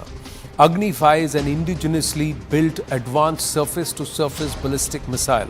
This system is equipped with indigenous avionics systems and high-accuracy sensor packages which ensure that re-entry vehicles reach the target points within the desired accuracy. The missile is developed under the Integrated Guided Missile Development Program. A single missile can deploy 5 warheads, multiple warheads at different locations. So it can go up to a particular distance and deploy into different locations.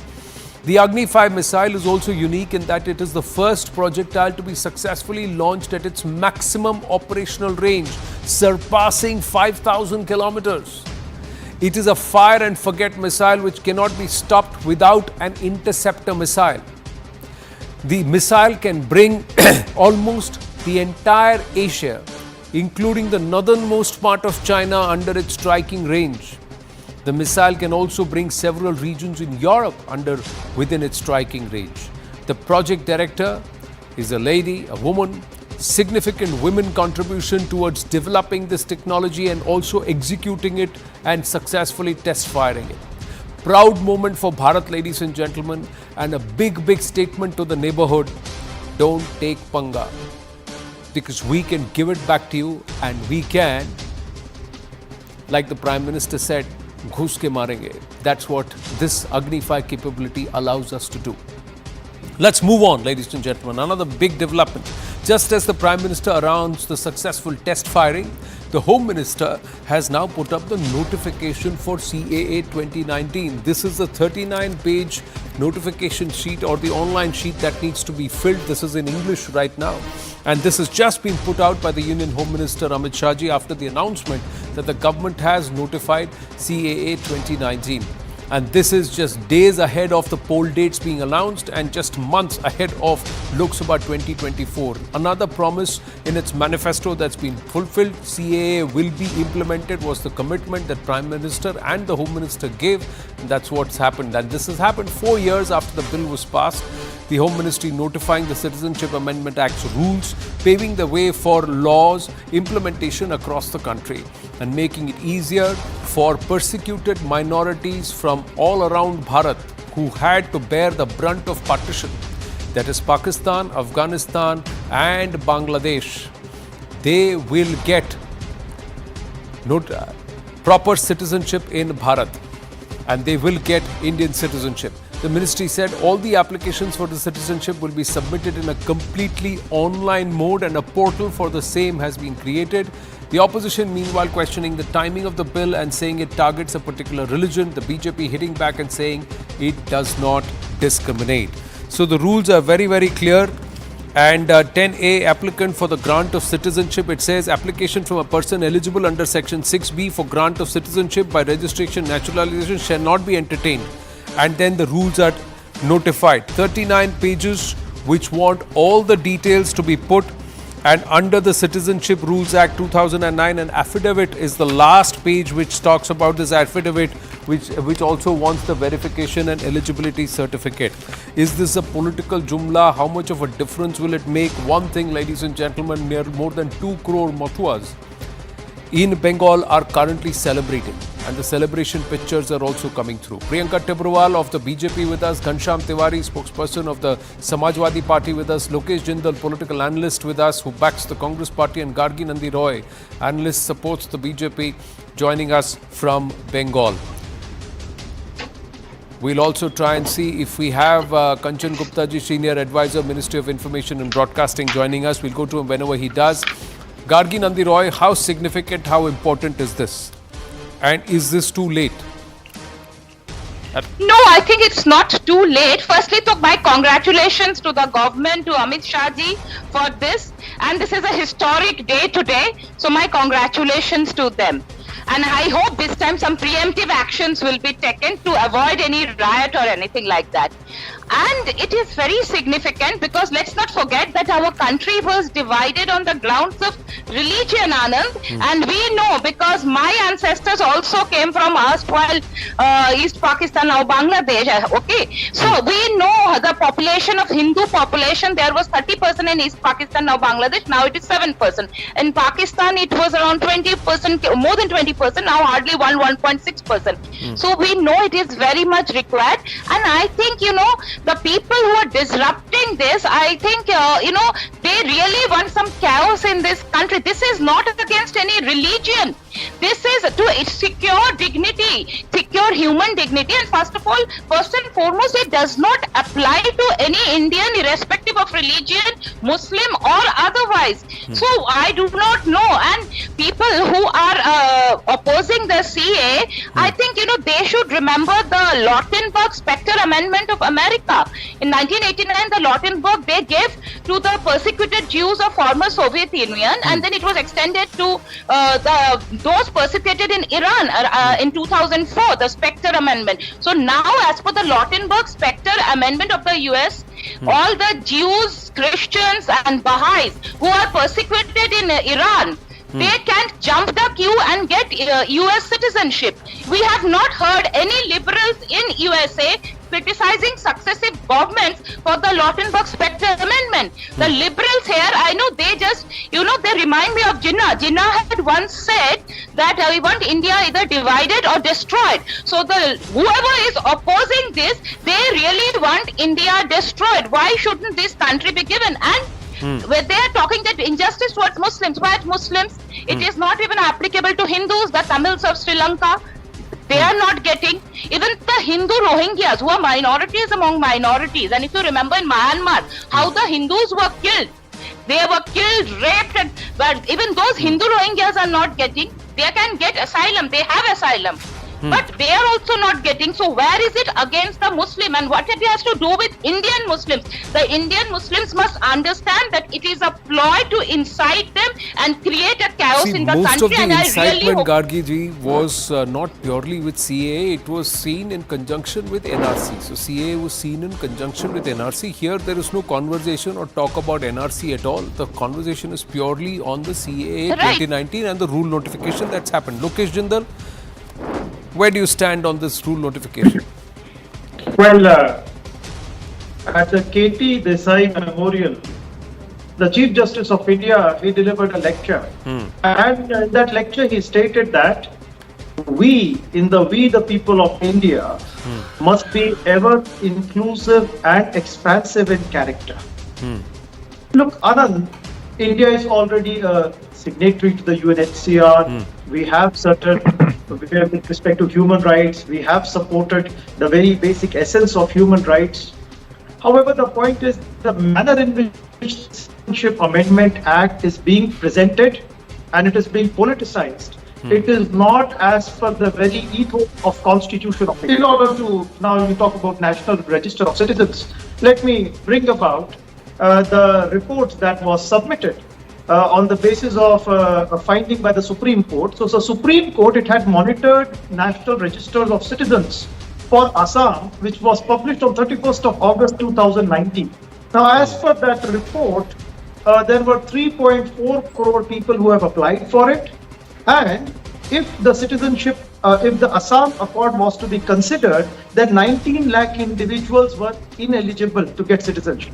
The point is, the Assam Accord that was signed in 1985, which had barred recognizing people who had migrated to Assam after 24th of March 1971, is completely disregarded. It is going to cause a civil unrest in Assam. And secondly, the very wording that is being used to not include Muslims in those who are being persecuted or who are held as refugees is something which does not go with the essence of the Constitution of India. The wise approach could have been that the state could have worded it better. It could have stated persecuted minorities, and it could have stated certain individuals whose human rights is being infringed upon. It could have brought about a generalized law rather than excluding a particular religion. Okay. Priyanka Tiburwal, how would you want to respond? I'm looking at the rules notification, these 39 pages I have. So it has multiple classifications in terms of the applicant. One is that you have to come under 6B. The other one is that there are different classifications. They ask for whether you are married to a person of Indian origin. So then you are asking for citizenship. Whether you have submitted and you've stayed for a minimum of 6 years in that 8 years classification, and in the last 11 months have you been residing in India. It also openly asks you which nation do you belong to, and from where that nation, which persecuted minority of that nation. And the nations are Afghanistan, Bangladesh, Pakistan. Please specify which of the minority community from Afghanistan, Bangladesh, Pakistan you belong to, namely Hindus, Sikhs, Buddhists, Jains, Parsis, Christians. So there are multiple aspects. But why did this take such a long time, Priyanka Tiburwal? There is nothing out of the ordinary that looks I will not at all try and explain what is there in the CAA Amendment Act, which is coming, because we have been debating on this from 2019. And every time we have tried to explain what this is, who will be getting this citizenship, on what ground, on what basis, on the religious persecution which has happened to people belonging from minorities in Afghanistan, Bangladesh and Pakistan. Now, who were the minorities there? That also we have categorically explained, that the 6 communities, which included Hindu, Sikh, Buddhist, Jain, Parsis and Christians.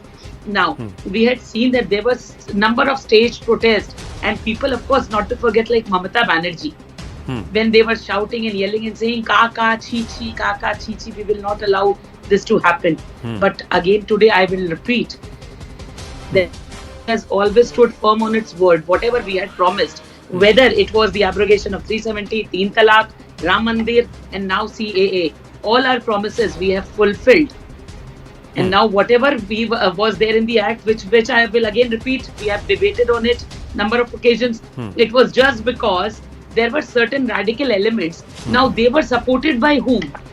Because we have seen Shaheen Bagh, we had seen number of riots which took place, and then we people like Sarjil Islam and all that, and then it came out that it was the opposition who was embodying their confidence to do all that. So accordingly, everything proceeded, and we took care of each and everything so that no questions can be asked in a way to misguide people, because that is what was actually happening. Here the opposition, what they were doing is that they were trying to tell certain people that this CAA is an anti-Muslim act. No, whatever So they were it took doing. us some time, but the rules are framed. No. And now it is being implemented. There is, if you look at it, you're a lawyer yourself, and if you can peruse this, there is nothing out of the ordinary in terms of the rule notification that should take 4 long years to bring, to notify, Priyanka ji. Why has it taken 4 long? In saying, in the said rules after rule 11, the following rule shall be inserted. That's what the insertion is. Now, even now they are saying applicant in the electronic form to empowered committee through district level committee as may be notified by the central government. Now, this district level committee needs to be notified. That notification And also although has to I be do done. not have the copy of the notification at the moment with me, but still I will tell you, I haven't even gone through it. But I'll tell you one thing, that the question is, why did it take so long? The same thing can be asked to Congress, who had started all the Assam Accord, Rajiv Gandhi did all that, but they never did anything. They just spoke, and we deliver. When we said something, we have fulfilled the promise. Although the entire opposition, they stood against BJP. They wanted to miscommunicate the fact. They wanted that riot should take place in the country. Okay. Home Minister Amit Shah And we ji ensured that has nothing you goes can wrong in the access his, country. if you are on X, you can access his post, Indian Citizenship online.nic.in/user guide/e. That's the link that he has posted, and we are accessing this 39-page rule notification there. You can all It's just peruse. come to me. It's just come to Yeah, me. to all our viewers, you can peruse this online, and the PDF is already doing the rounds across all the WhatsApp groups. But Ghanshyam Tiwari ji, how would you look at this? Is this going to translate into political gains, or is this one box ticked, that box which had been left vacant or pending for the last 4 years by the government? Good evening, Anand, to you, the viewers and fellow co-panelists. I want to congratulate the spin doctors of Modi government that on the day when the entire government stands buck naked in front of the Supreme Court again on the matter of electoral bonds, when either the Prime Minister should offer resignation out of shame, or the Finance Minister should offer resignation out of shame, or at least one of the 13 board of directors in SBI should offer resignation out of shame, or at least SBI chairman should offer resignation out of shame. They have spun something out. They have spun something out that was on the shelves lying for 4 years, that the BJP spokesperson here, an eminent lawyer, said even she has not had a time to read. Why are they spinning it out? Because Mr. today the Ghanshyam nation Tiwari, is do not asking. I did not misquote me. interrupt I anybody. said I did not get the interrupt. copy. Okay, I did not Of the interrupt. notification. Let him Not speak. the act. I Yeah, said the okay. notification. Noted, Priyanka ji. I did not interrupt. Whatever the objections we'll raise once he makes his point. Yeah. When a government stands buck naked, they said that they stand true to their word. They said in 100 days they will bring the black money from Swiss bank. Today SBI looks like a Swiss Bank of India, where they are going to the Supreme Court and saying that it will take them more than 100 days to print out who are the crony capitalists who are hand in glove, such that between 2001 to 2014, BJP got some 3,000 crores of donation. After that, almost every year they've gotten more donations. Why does BJP require tens of thousands of crores of donations? And then how does it have the courage to stand in Supreme Court and say that the citizen doesn't have the right to know, that they will not reveal? Today, even they sent SBI as their stooge to stand in front of the government for the lawyer whose money was being paid by the taxpayers. So I repeat, when you read the newspapers tomorrow, understand that the spin doctors of Modi government does not know whether they want Modi ji to compete with brand Nehru or brand Natwar Lal. Because when you read in the newspapers tomorrow, understand that this party has taken you for a ride. There is a whole scam of corruption that it wants to hide before the elections. We are going into an election with 97 crore voters. If they are talking about CAA, let them present data. Going into an election with 97 crore voters and you have one election commissioner? What do they think? BJP may think that India has become a banana republic. The Supreme Court does not think so. The voters of India do not think so. Even the election commissioner who resigned does not think so. So yes, good job. Congratulations to the spin doctors. CAA notification or not, people know that you stand buck naked in front of the country because of the designs of your corruption. Now Priyanka Tibrewal, please respond. Yes. So I can very well understand the frustration which Mr. Ghanshyam Tiwari ji and the other person, Mr. Jindal, is having here, because see, they tried their best in the name of India Alliance, but nothing worked out at the end. Now when they know that the entire country is with Modi, whatever Modi does, their frustration is always so very visible on their face. But nothing can happen, because in democracy, it is the people who talk, and the people are talking. We have seen the people talking from 2014 until date. They are talking, and you will see it soon. Now see, he has spoken everything except the CAA. He was here to talk about CAA, but he's talking everything else. Now this is political frustration. Once again, I mentioned. Why are they unhappy? If we are guaranteeing and if we are giving citizenship to people who were oppressed, they are not happy that these oppressed people will now at least get their dignity, which was pending from so many years, which Congress had promised them, but they delivered nothing. So we are here to deliver. You were there to promise. You have made all the false and fake promises. But don't worry, ये मोदी की guarantee है, and we will be there for our promises and we'll fulfill them. One of the aspects is in 2018, the Supreme Court itself, the Supreme Court bench, while upholding electoral bonds, said if money is coming into white and it's not black, then we welcome it any form of, and they had upheld a certain level of transparency that was there in the system, because some of the donors may not be very comfortable with their knowledge being public, because that transparency was involved, because it could affect their entire, and it was their right to privacy somewhere, that was what was upheld, and it could lead to a snowballing of a lot of other issues where it could hurt their own business interests. The other aspect, Mr. Ghanshyam Tiwari, the fact that you are linking the electoral bonds directly to donations only to the BJP could be a misnomer, could be absolutely right. There is no proof as of now yet. You asking the questions on the SBI, etc., why they're taking so much time is a different point. 2016 to 2022, Anand, you have covered journalism, you have been in journalism for over 10 years at least.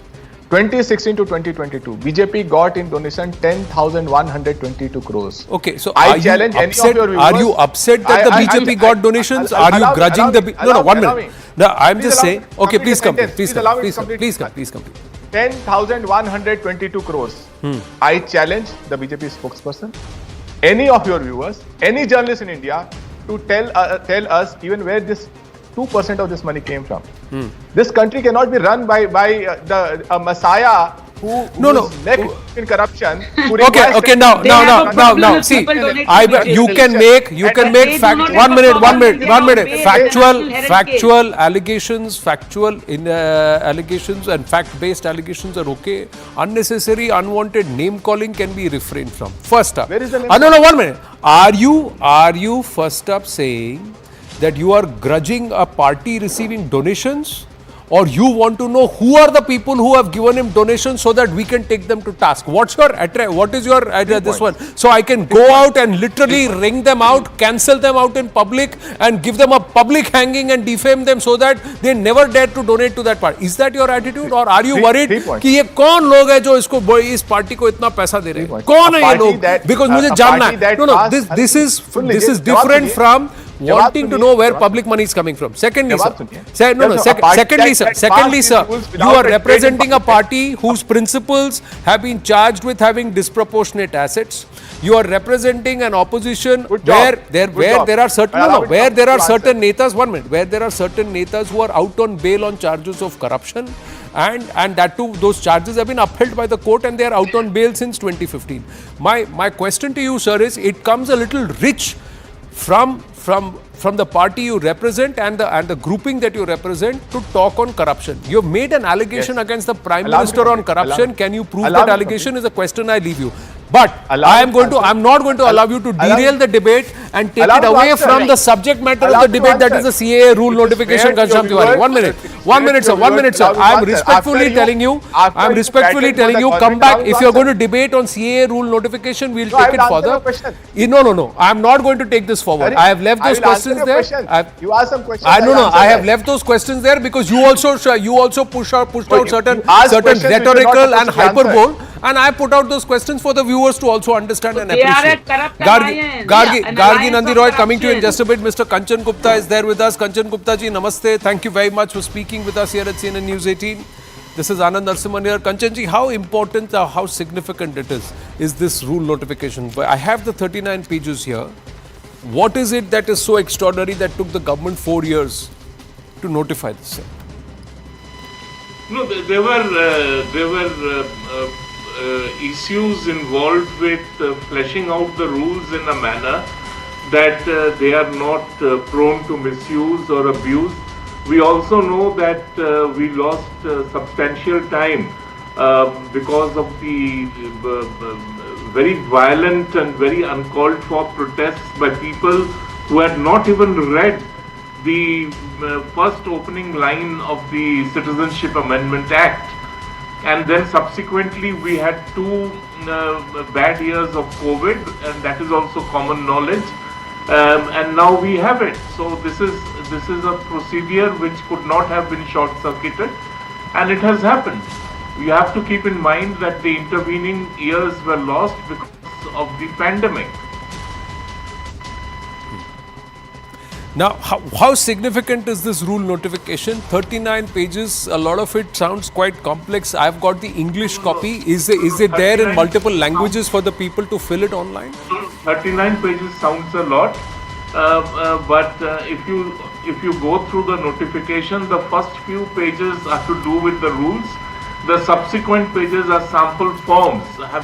If you just check, there are sample forms on what are the details that are needed, photographs, etc., etc. Now you have to keep in mind that the Citizenship Amendment Act 2019 has three specific goals. One, it is to provide some succor, some relief, some shelter to members of persecuted minority communities in India's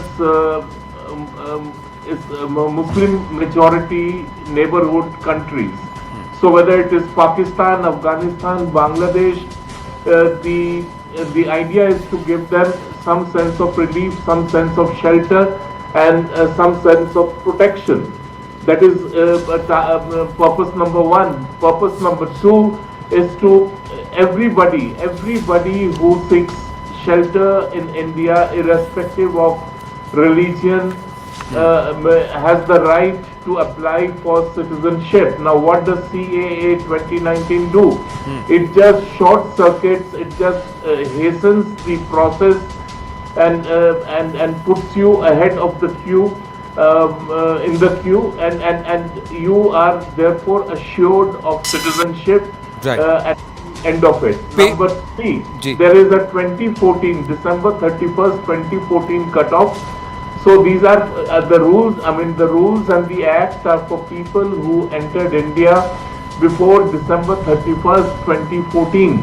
Now, these being the broad guidelines. But December 31st, 2014, by default, about 10 years you have to be in Bharat. This is the 9th year for those who came in on or before 31st December 2014. So they should be naturally eligible if they have sought asylum in Bharat, and they should be eligible for citizenship even on the without the CAA Amendment Act 2019. But Kanchanji, page number 3. Anand, it takes more than 10 years. A normal course, it takes 11, 12, 13 years. And there is always the big question mark whether at the end of it you will get it or not get it.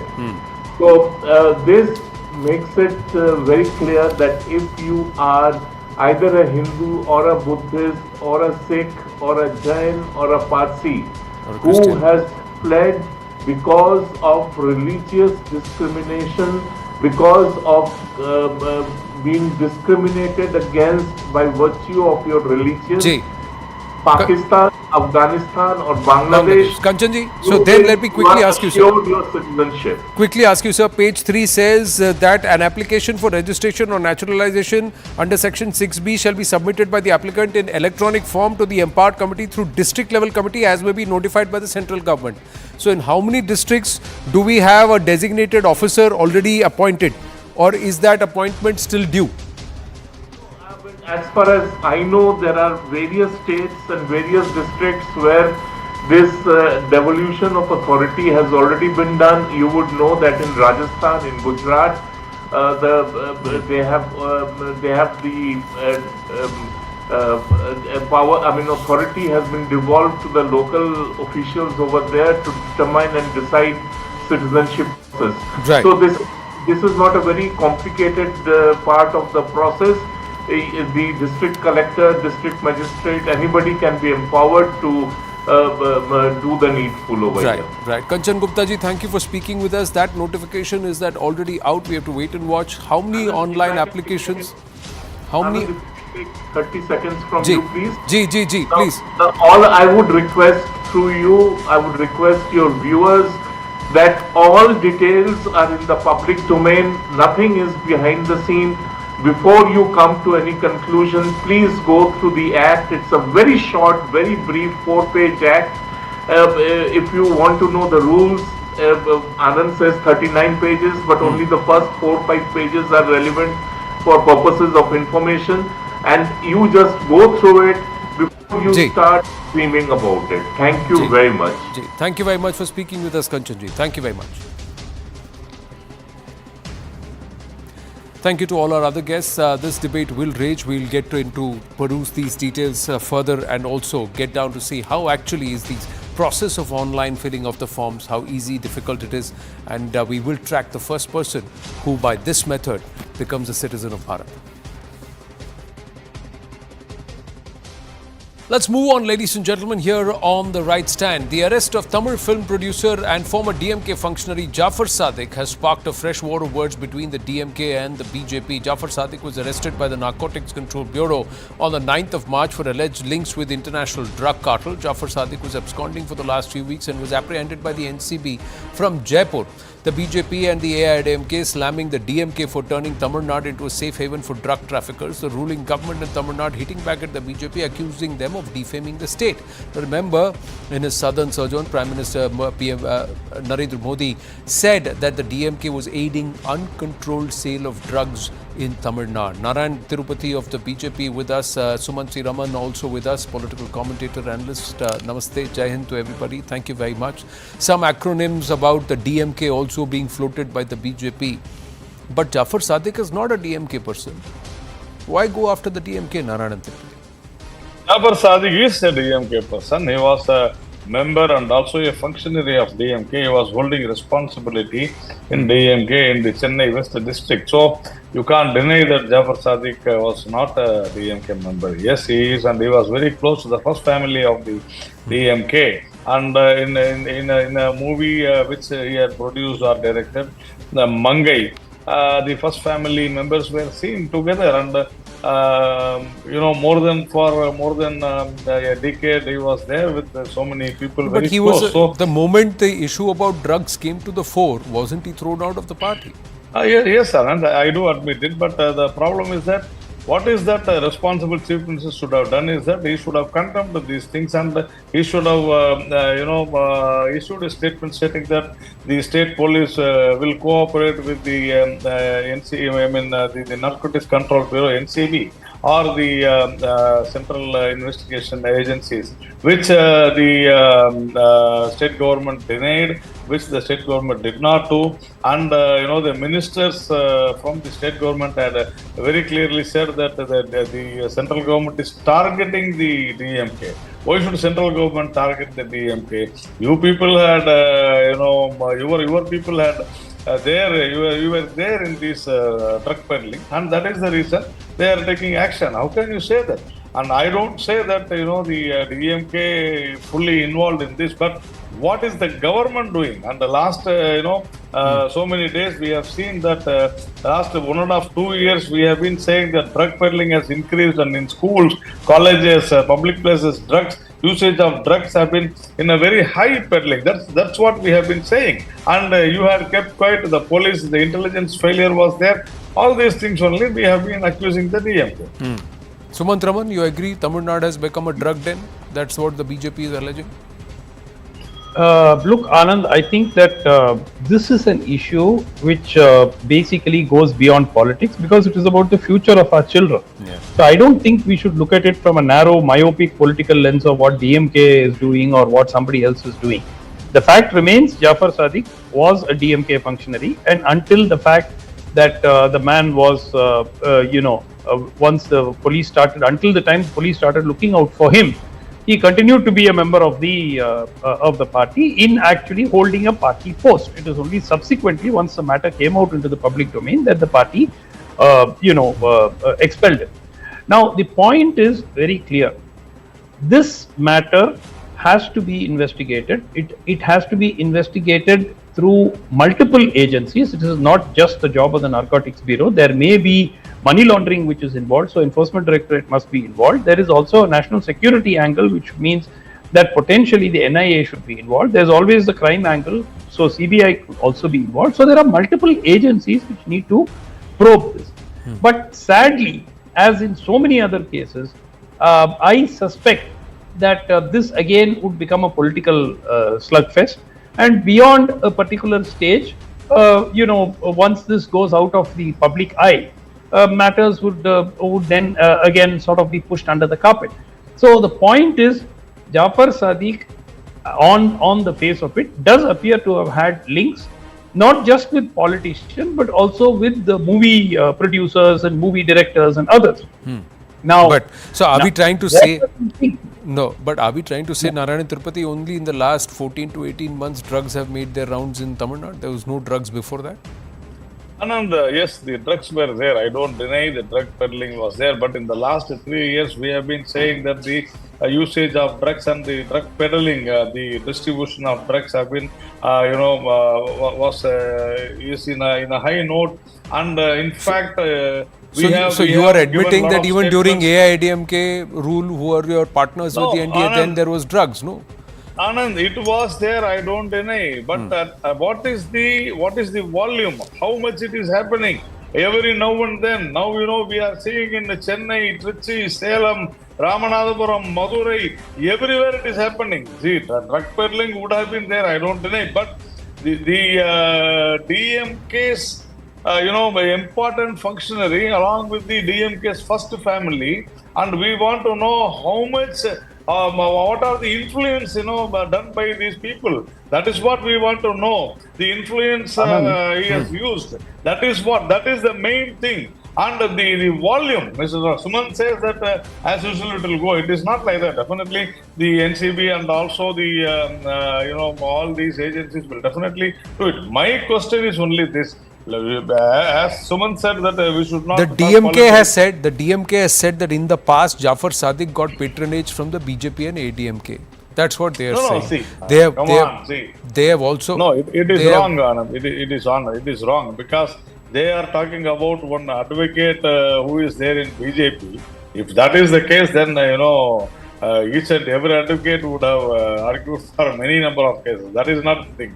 But here the problem is very clear question is that what is that the DMK government has done to control the drugs? What is the DMK government? The DMK claims that they have been applauded for their crackdown on narcotics. They have been applauded. They have been applauded by the courts. They have been applauded across. No. We have the DMK minister who has said this, that the courts have also applauded us for our cutting down on narcotics and curbing on narcotics. The DMK minister is wrong, and also he says that the BJP central government is trying to, attack DMK through Narcotics Control Bureau. What is this argument? Yeah, because they are saying after ED, CBI, the next one that is coming down, it's NCB to target the DMK. Sir, you have illegal money laundering. Obviously, the enforcement directorate will come. You have disproportionate property, income tax will go. You have drug peddling, definitely the Narcotics Control Bureau will go. We are only asking if we have done all these things, if we have controlled all these things, why should the central agencies come? That's what we are asking. Anand, 2-3 quick points, Anand. One, as any police officer who has worked in NCB will tell you, generally what is seized is only the tip of the iceberg. Most of the consignments go without being detected. So if they are seizing 3,000 and 4,000 kgs of stuff, then obviously it's a huge problem. Second, very importantly, many of these consignments, particularly in Jafar Sadiq's case, some of these consignments seem to have come from Gujarat. And we all know that in the recent past, there have been large seizures happening in Gujarat. Now, again, I'm not politicizing this, but I think that we need to ask tough questions of multiple state governments, not just the Tamil Nadu government. Third, very importantly, in Tamil Nadu, and this is purely anecdotal, but also borne out by some data from NCB, earlier, the vast majority of the drug hauls used to be of cannabis or what we call as ganja. But unfortunately, over the recent few years, stuff like meth or heroin LSD. Or LSD or pseudoephedrine and all of these are now being smuggled in increasing quantities. So that is a big concern because, as you know, cannabis, even in some countries, they've legalized it. So that is not as dangerous as some of these other drugs are. And today the quantum of other drugs being smuggled and seized is alarming. The point again is, where are these drugs entering the country from is a very important point. And who is the network that is actually smuggling this to the end users? Yes, there are problems in schools. Even in small towns in Tamil Nadu, there are drugs available outside schools and there are peddlers who are hanging around outside schools. This is a recent problem. I will not say it's after DMK came to power. It has been there for about 8-9 years. This trend has been there. But the point really is, how are we going to detect? And these hauls are huge. Yesterday, I believe 110 crores of drugs were seized in one place in Tamil Nadu. Day before yesterday, it was some 60-70 crores somewhere else. I mean, clearly something is going wrong. If the seizures are being so much, then imagine how much is actually being smuggled without being caught. Correct. So then who's to blame for this? You have to have a comprehensive view, Anand, and I think that it's childish to just blame one state government. No, but when the drugs are actually coming in from outside the state. Policing, law and order, isn't it a state subject? Isn't the state involved? It is a state subject. So where are the drugs shouldn't coming the into the state? No, so Tamil Nadu police is supposed to be one of the most effective and fantastic police forces across the country. I agree entirely. So if they are empowered, do you think they cannot crack down on it? No. The state government has a sizable share of the blame. There is no doubt about it. This is not to absolve them of anything at all. Right. Point really is, it is not only the state government's fault here. There are multiple agencies that are supposed to prevent these drugs from being smuggled into the country, and they should also be held accountable. No, but as far as the state of Tamil Nadu and its proliferation inside the state of Tamil Nadu is concerned, if you are able to stop the entry, then automatically the proliferation will stop. And large part of it is coast. Now the ports, if the ports are secured and if there is nothing that's coming in. They are not coming in through the ports of Tamil Nadu. How do you have proof of that? How do you know that it's not coming? Whatever recent seizures, we only know by recent information. I'm asking you, how do you know or how do you not know? I don't know, Anand. All I'm saying is the data that has been put out. It's not the major ports, sir. There are many small areas, small ports, and those. Why not we look at NCB data, Anand? Sir, why not we look at the NCB data itself says that what they catch is less than 5% of what comes into the country. Exactly. So that's a reality. So I'm just saying, if more and more has to be caught in Tamil Nadu, it has to be done by the local police force, and they can take central help. But also. But it's not that they have not been catching. Narayan Tirupati, the fact of the matter is that the issue of drugs, the issue of was raised by the DMK against the BJP and AIADMK when they were campaigning. So this is not a new phenomenon in Tamil Nadu. No. That's what we have been complaining in the last 3 years. In fact, with the data we have given, our President, Mr. Annamalai, also very clearly made a lot of statements that the drug trafficking has become very high. I have to make Mr. Sumant understand one thing, that the drug haul which was caught in Basai Darapur, it came from Tamil Nadu and it was caught there. And one more consignment was caught in Gujarat Vista, which was to be trafficked to transported to Tamil Nadu. So we need to understand that these people are behind everything, getting it from other country to some other country, and also from other country to the domestic market. And the particularly where it is being distributed domestically is schools and other things.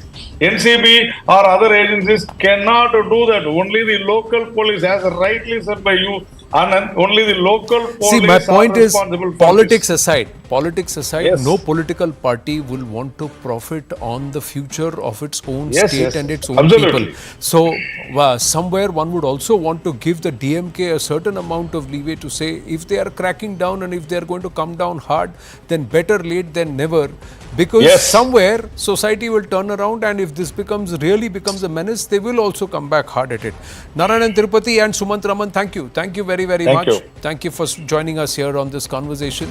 Ladies and gentlemen, we're going to take a very short break. When we come back, we'll have Advocate Vishnu Shankar Jain join us as the ripples of Gyanvapi move into Madhya Pradesh, Dhar, the Bhojshala and the Saraswati temple or the Vagdevi temple.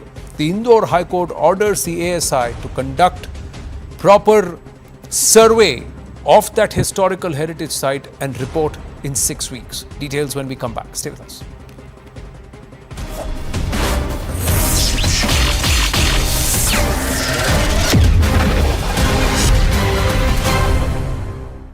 Co-powered by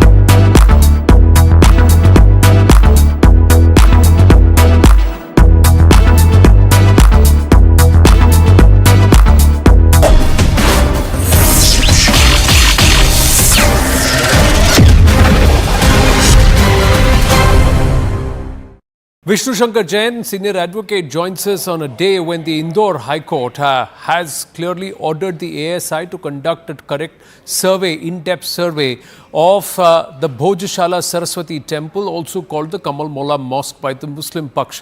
Vishnu Shankar Jain joins us at this point. Vishnu ji, namaste. This is Anand Narsimhan here. It's a significant ruling that's come from the Indore High Court. And you had actually taken this case on behalf of the Hindu Front for Justice against the Union of India itself, against the ASI itself.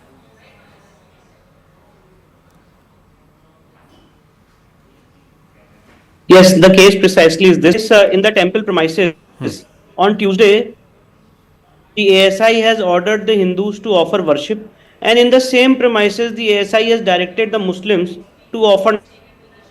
Now, the site which you are showing on your TV screen, this is a site of a Hindu temple. And without determining the religious character of this premises in question, how can namaz be offered? So we filed a writ petition before the Indore High Court, and all my arguments have been accepted by the Honorable Indore High Court today. The Honorable High Court has directed GPR survey of the premises in question. The Honorable High Court has directed excavation of the premises in question. This entire proceedings have to be videographed, photographed by the director of the ASI. A 5-member team has been constituted by the Honorable High Court, and the director of the ASI with other 4 more senior officers will be there in the part of this. And within 6 months, the report has to be submitted before the court. Within 6 weeks, report has to be submitted before the court. So this is a very welcome order, because this will actually determine the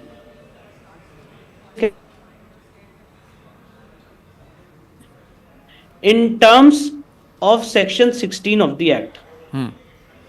But Vishnuji, this entire premise, the Bhojshala Saraswati temple has, it dates back to Raja Bhoj in the 11th century itself. He was from the Parmar dynasty, if my memory serves me right, and if I've got my history right. The importance is it's got both Hindu and Jain architecture, and Ma Saraswati as Vagdevi is also part of the Jain stream, or the Jain Vishwas. Among the Tirthankaras, there is a lot of work that is there. But the fact is the ASI has been in possession of this property and this area, this heritage site, since 2003. Why bring it up now? Yes. No, in fact, no, the ASI is in charge of this property from 1954. In fact, there was an ASI control over this property in 1902 itself, when the Britishers were in power. So ASI is in control over this property from a long time, but there is an order of 7th of April 2003, which is a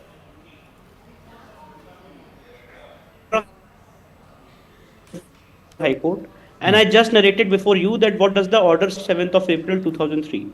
The order passed by the ASI of 7th of April 2003 says that on Tuesday, the Hindus worship there in this premises in question. And on Friday, in the same premise, the Muslims will offer namaz. So my point is this is a site of a Hindu temple. Without determining the religious character, no one can direct within a Hindu temple to offer namaz.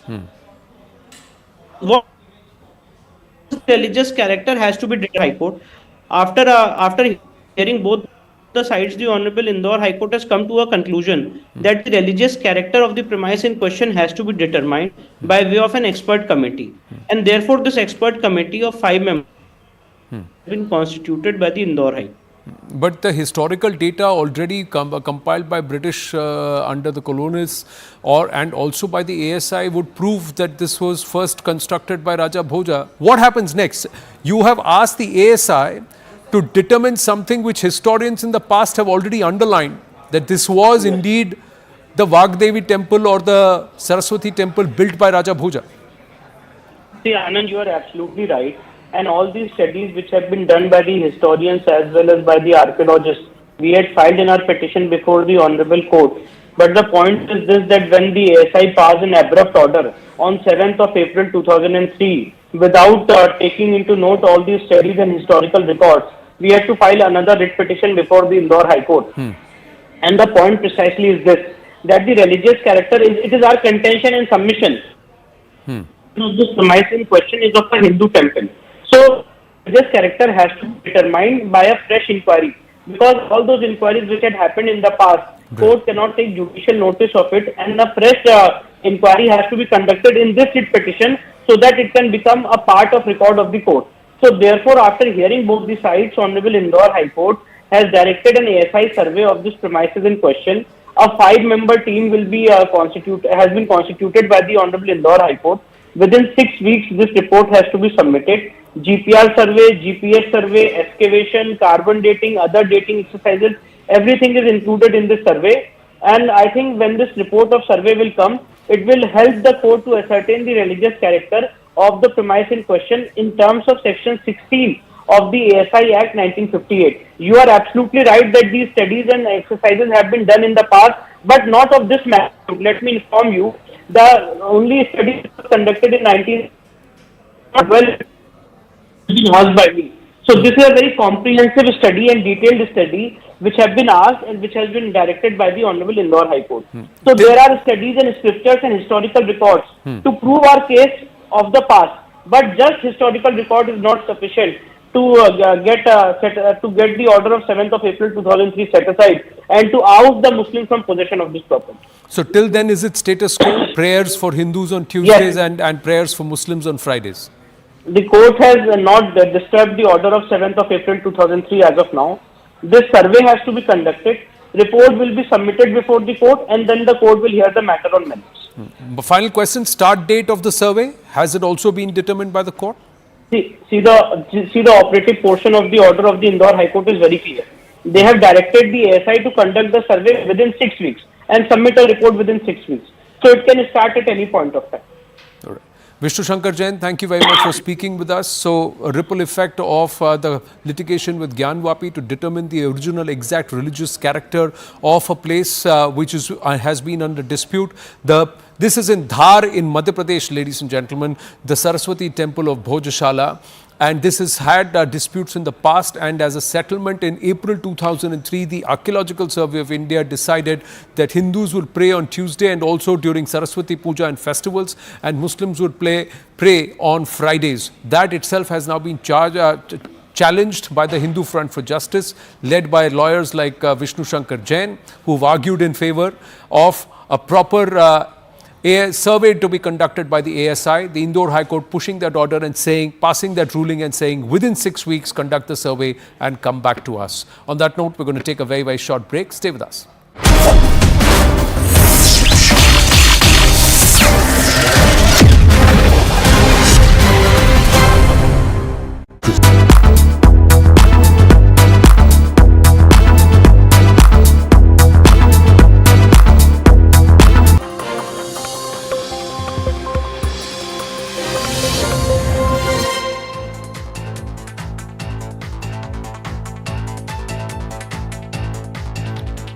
Good evening, this is Rastax Amzaka. Jacob, the government has notified the rules for the Citizenship Amendment Act of 2019. The rules were notified 4 years after this controversial act was passed in Parliament. The government says this is a benign law which only grants citizenship to those non-Muslims, Hindus, Christians, Sikhs, Buddhists, who are feeling or fleeing persecution in Muslim-majority neighboring countries like Pakistan, Bangladesh and Afghanistan. And these are only people who are eligible to apply for citizenship under CAA are ones who came before the 31st of December 2014. The opposition, on the other hand, says this is a discriminatory law which is anti-Muslim. It also says that the fact that the rules are now being notified so close to the elections is because the BJP wants to polarize the electorate. So is this a poll tactic, as the opposition is alleging, or is this a genuine refugee protection law? But first, the story so far.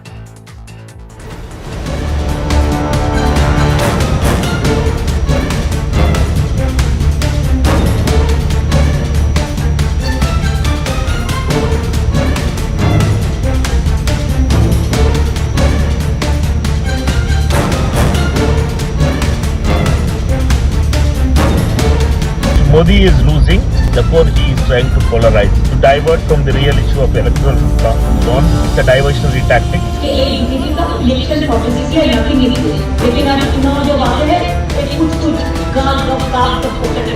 The BJP RSS combine links citizenship with religion And our constitution doesn't make religion as the criteria for citizenship.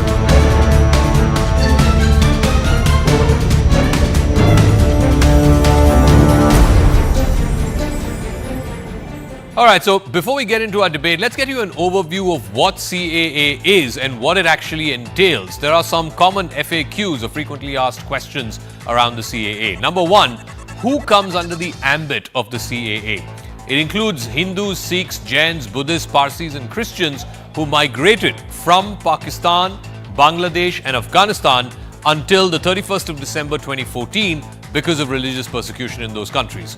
Question number two, why were only these three countries chosen, Pakistan, Bangladesh, Afghanistan, and why only religious persecution of these denominations? Now, the bill provides basically a remedy for these particular communities and these particular situations in which these 6 minority communities in those countries find themselves at the end or the receiving end of religious persecution. The Act will allow them a legal path to citizenship in India, a hastened path to citizenship in India. Question number 3, will illegal Muslim immigrants from these 3 countries be automatically deported? The answer is no. The CAA so far, as the law has been passed in Parliament, has nothing to do with the deportation of any foreigner from India, irrespective of his or her religion. Question number 4, does the CAA affect Indian Muslims? Remember, back in 2019-2020, there were riots, there were violence, there was protests, because there was a campaign of sorts, so there was this perception certainly that CAA will indiscriminately affect Indian Muslims. The answer is no. Indian citizens enjoy fundamental rights that are conferred by the Constitution, and no act of Parliament can tinker with those fundamental rights. Question number 5, why shouldn't the Baluchis, the Ahmadiyas, the Rohingyas, the Sri Lankan Tamils, etc. also be considered under the CAA? Now, they can apply to the Indian Citizenship Act as it existed, the older law, which is the 1955 Citizenship Act. There is no bar on any of these groups of individuals applying for citizenship under the older Act. Doesn't India have an obligation under the United Nations to take care of refugees? Right now, there are over 2 lakh Sri Lankan Tamils, Tibetan Buddhists, 15,000 Afghans, 20 to 25,000 Rohingyas and other refugees who are all presently in India much before the rules of the CAA have been notified. So let me then bring this up with our guests, our full panel joining us tonight on Brass Tacks. Sanju Verma is National Spokesperson of the BJP. Smita Prakash is editor of ANI. Tehseen Poonawala is one of the petitioners against the implementation of the CAA. He's moved to the Supreme Court. Riju Datta is spokesperson of the TMC. Let me start with you, Sanju Verma. First and foremost, 2 points of attack from the opposition. Number 1, you've taken 4 long years to notify these rules and you're doing it so close to the polls. It's with an eye on the polls and to polarize the electorate. And number 2, the familiar criticism against the CAA that it is discriminatory and it's anti-constitution and anti-Muslim. How would you respond to both these points? Yeah, so Zaka, my limited response is this. As you rightly said in your introductory comment, CAA is not violative of Article 14 of the Constitution because it does not pertain in any form to Indian citizens, nor does it take away the fundamental right of any Indian citizen, be it Buddhist, Hindu, Muslim, Christian, Jain, what have you. It basically only talks of giving legitimate citizenship to persecuted religious minorities, with the threshold date being 31st December 2014. I have this to say to those who are accusing the BJP of trying to run a polarizing agenda.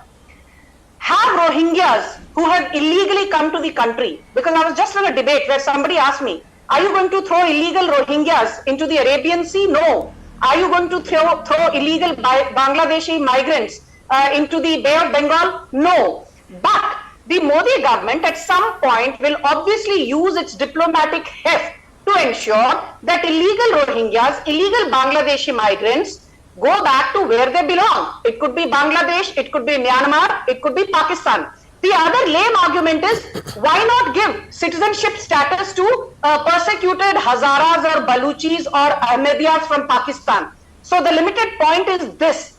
The sole purpose and the whole purpose of the amended CAA Act is about non-Muslim persecuted minorities. A Hazara or an Ahmadiyya or a Baluchi for that matter in most parts of Pakistan are not minorities. So this is about persecuted minorities, and hence we are talking of a Buddhist, a Jain, a Hindu, a Christian, what have you. But my last point to Mamata Banerjee, who today has been very vocal in her criticism. Way before Mamata Banerjee became Chief Minister in 2011, her predecessor Buddhadev Bhattacharya in 2007, in a public forum, and this is on record, he said they will give, they as in the West Bengal government will give legitimate citizenship status to persecuted Matua Samaj who have come from East Pakistan as in Bangladesh. 2007, aaj 2024 hai, 17 years hence, and for the longest time now, more than 10 years, it is Mamata Banerjee who's been in power.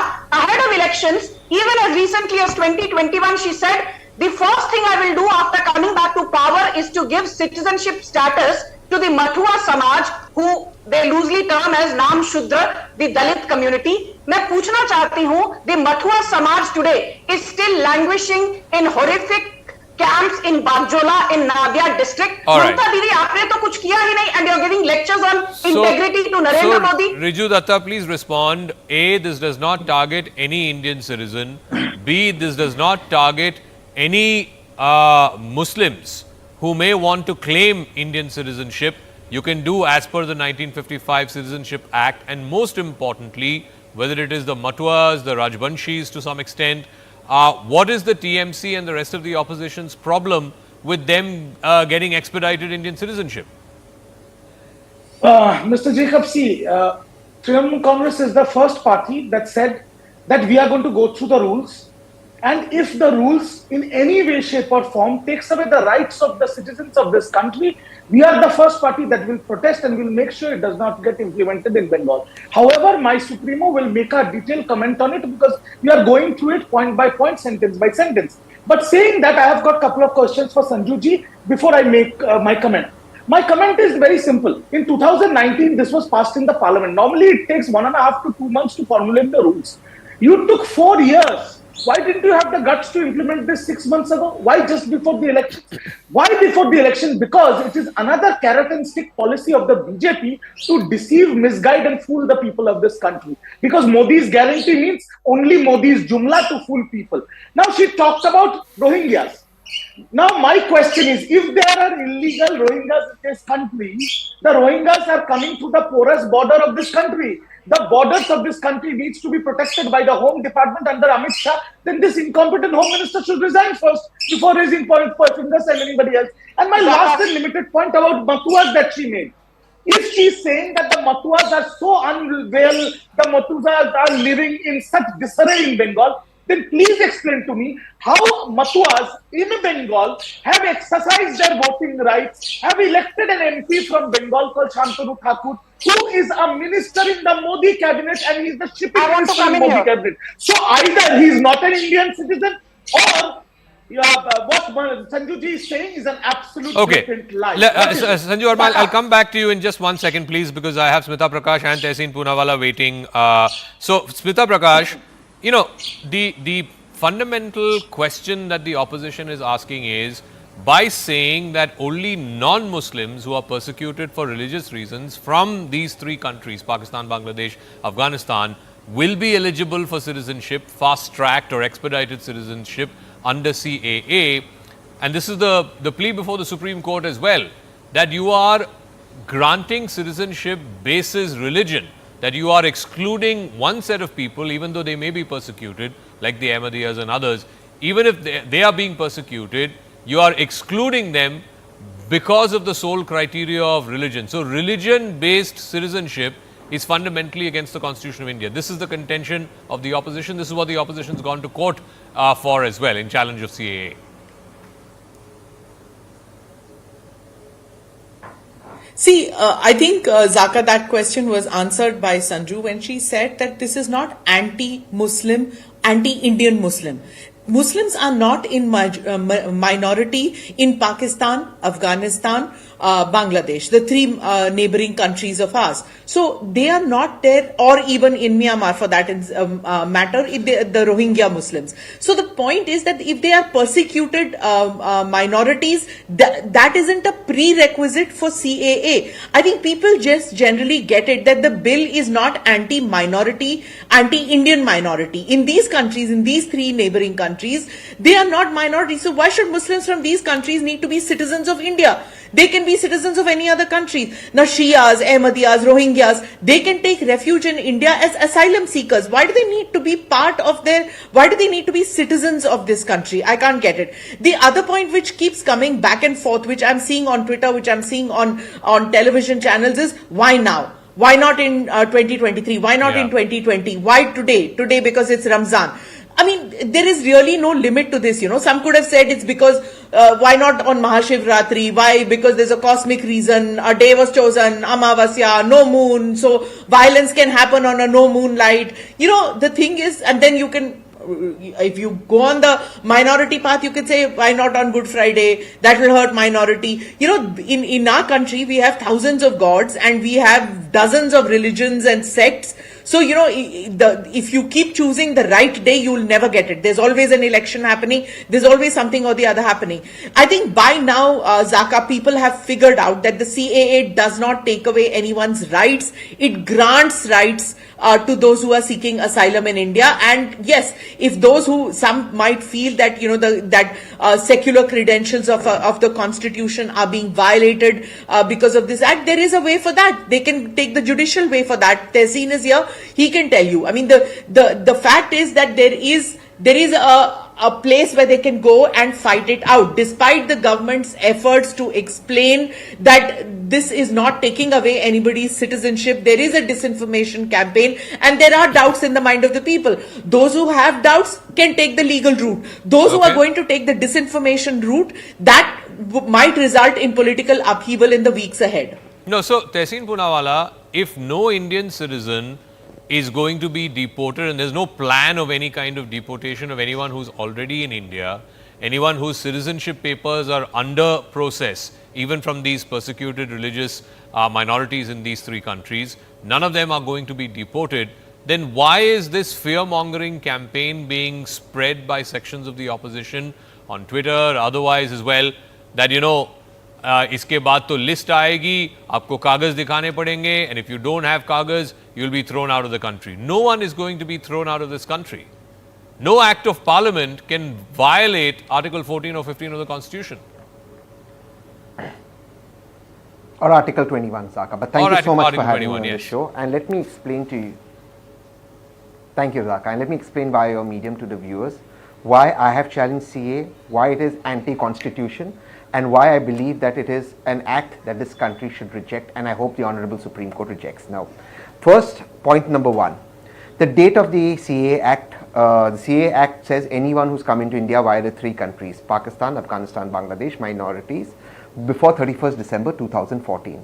This is an arbitrary date. Why 31st December 2014? Why not 30th December 2014? Why not 1st January 2015? Why not 26th January 2015? Why not 7th September 2018? It's a very arbitrary date. Laws can't be made on arbitrary dates. There has to be a reasoning behind why laws have to be made. It's an arbitrary date. Point number one. Point number two. May I please make my point if you interrupt me? There's no point having me on the debate. So I will then leave because I've challenged it. The point when you interrupt me, what happens is the viewers can't understand. It makes sure it seems like GST came into effect on 1st of July 2018. July 2017. Yeah, 2017. Why? There's no reason for it, right? I mean, this is a semantic point. Make there the more substantive point. Can I please explain it? Look, don't break my flow. I'll explain it to you. Yes, 1st July 2017, I'm aware of it. But it only gives citizenship to those who've come before 31st December 2014. That's an arbitrary date. Laws cannot be made on arbitrary dates. For example, the Assam Accord that allowed certain amount of citizenship through an amendment in the constitution had 1971 when the Indo-Pakistan war was fought and Bangladesh was created. There's a reasoning behind dates. Laws can't be made because it sounds good in somebody's head, Zaka. It has to have a logical reasoning. The logical reasoning cannot be, as you put it on TV, that why not that? That why not make cannot the substantive work in law. point. What is your substantive opposition to the CAA? Zaka, let me give you the Zaka, thank you. That's the first point. I'm explaining to you the points why I've opposed it. I get you're eager, but allow me to finish. If you keep interrupting me, I can't. Second point. The government, via Article 7 and 8 of the Citizenship Act, Article 5 to 10, 7 and 8 specifically speaks about granting citizenship to citizens of Pakistan and 8 to anybody else who's prosecuted. 7 and 8 already give the government that power.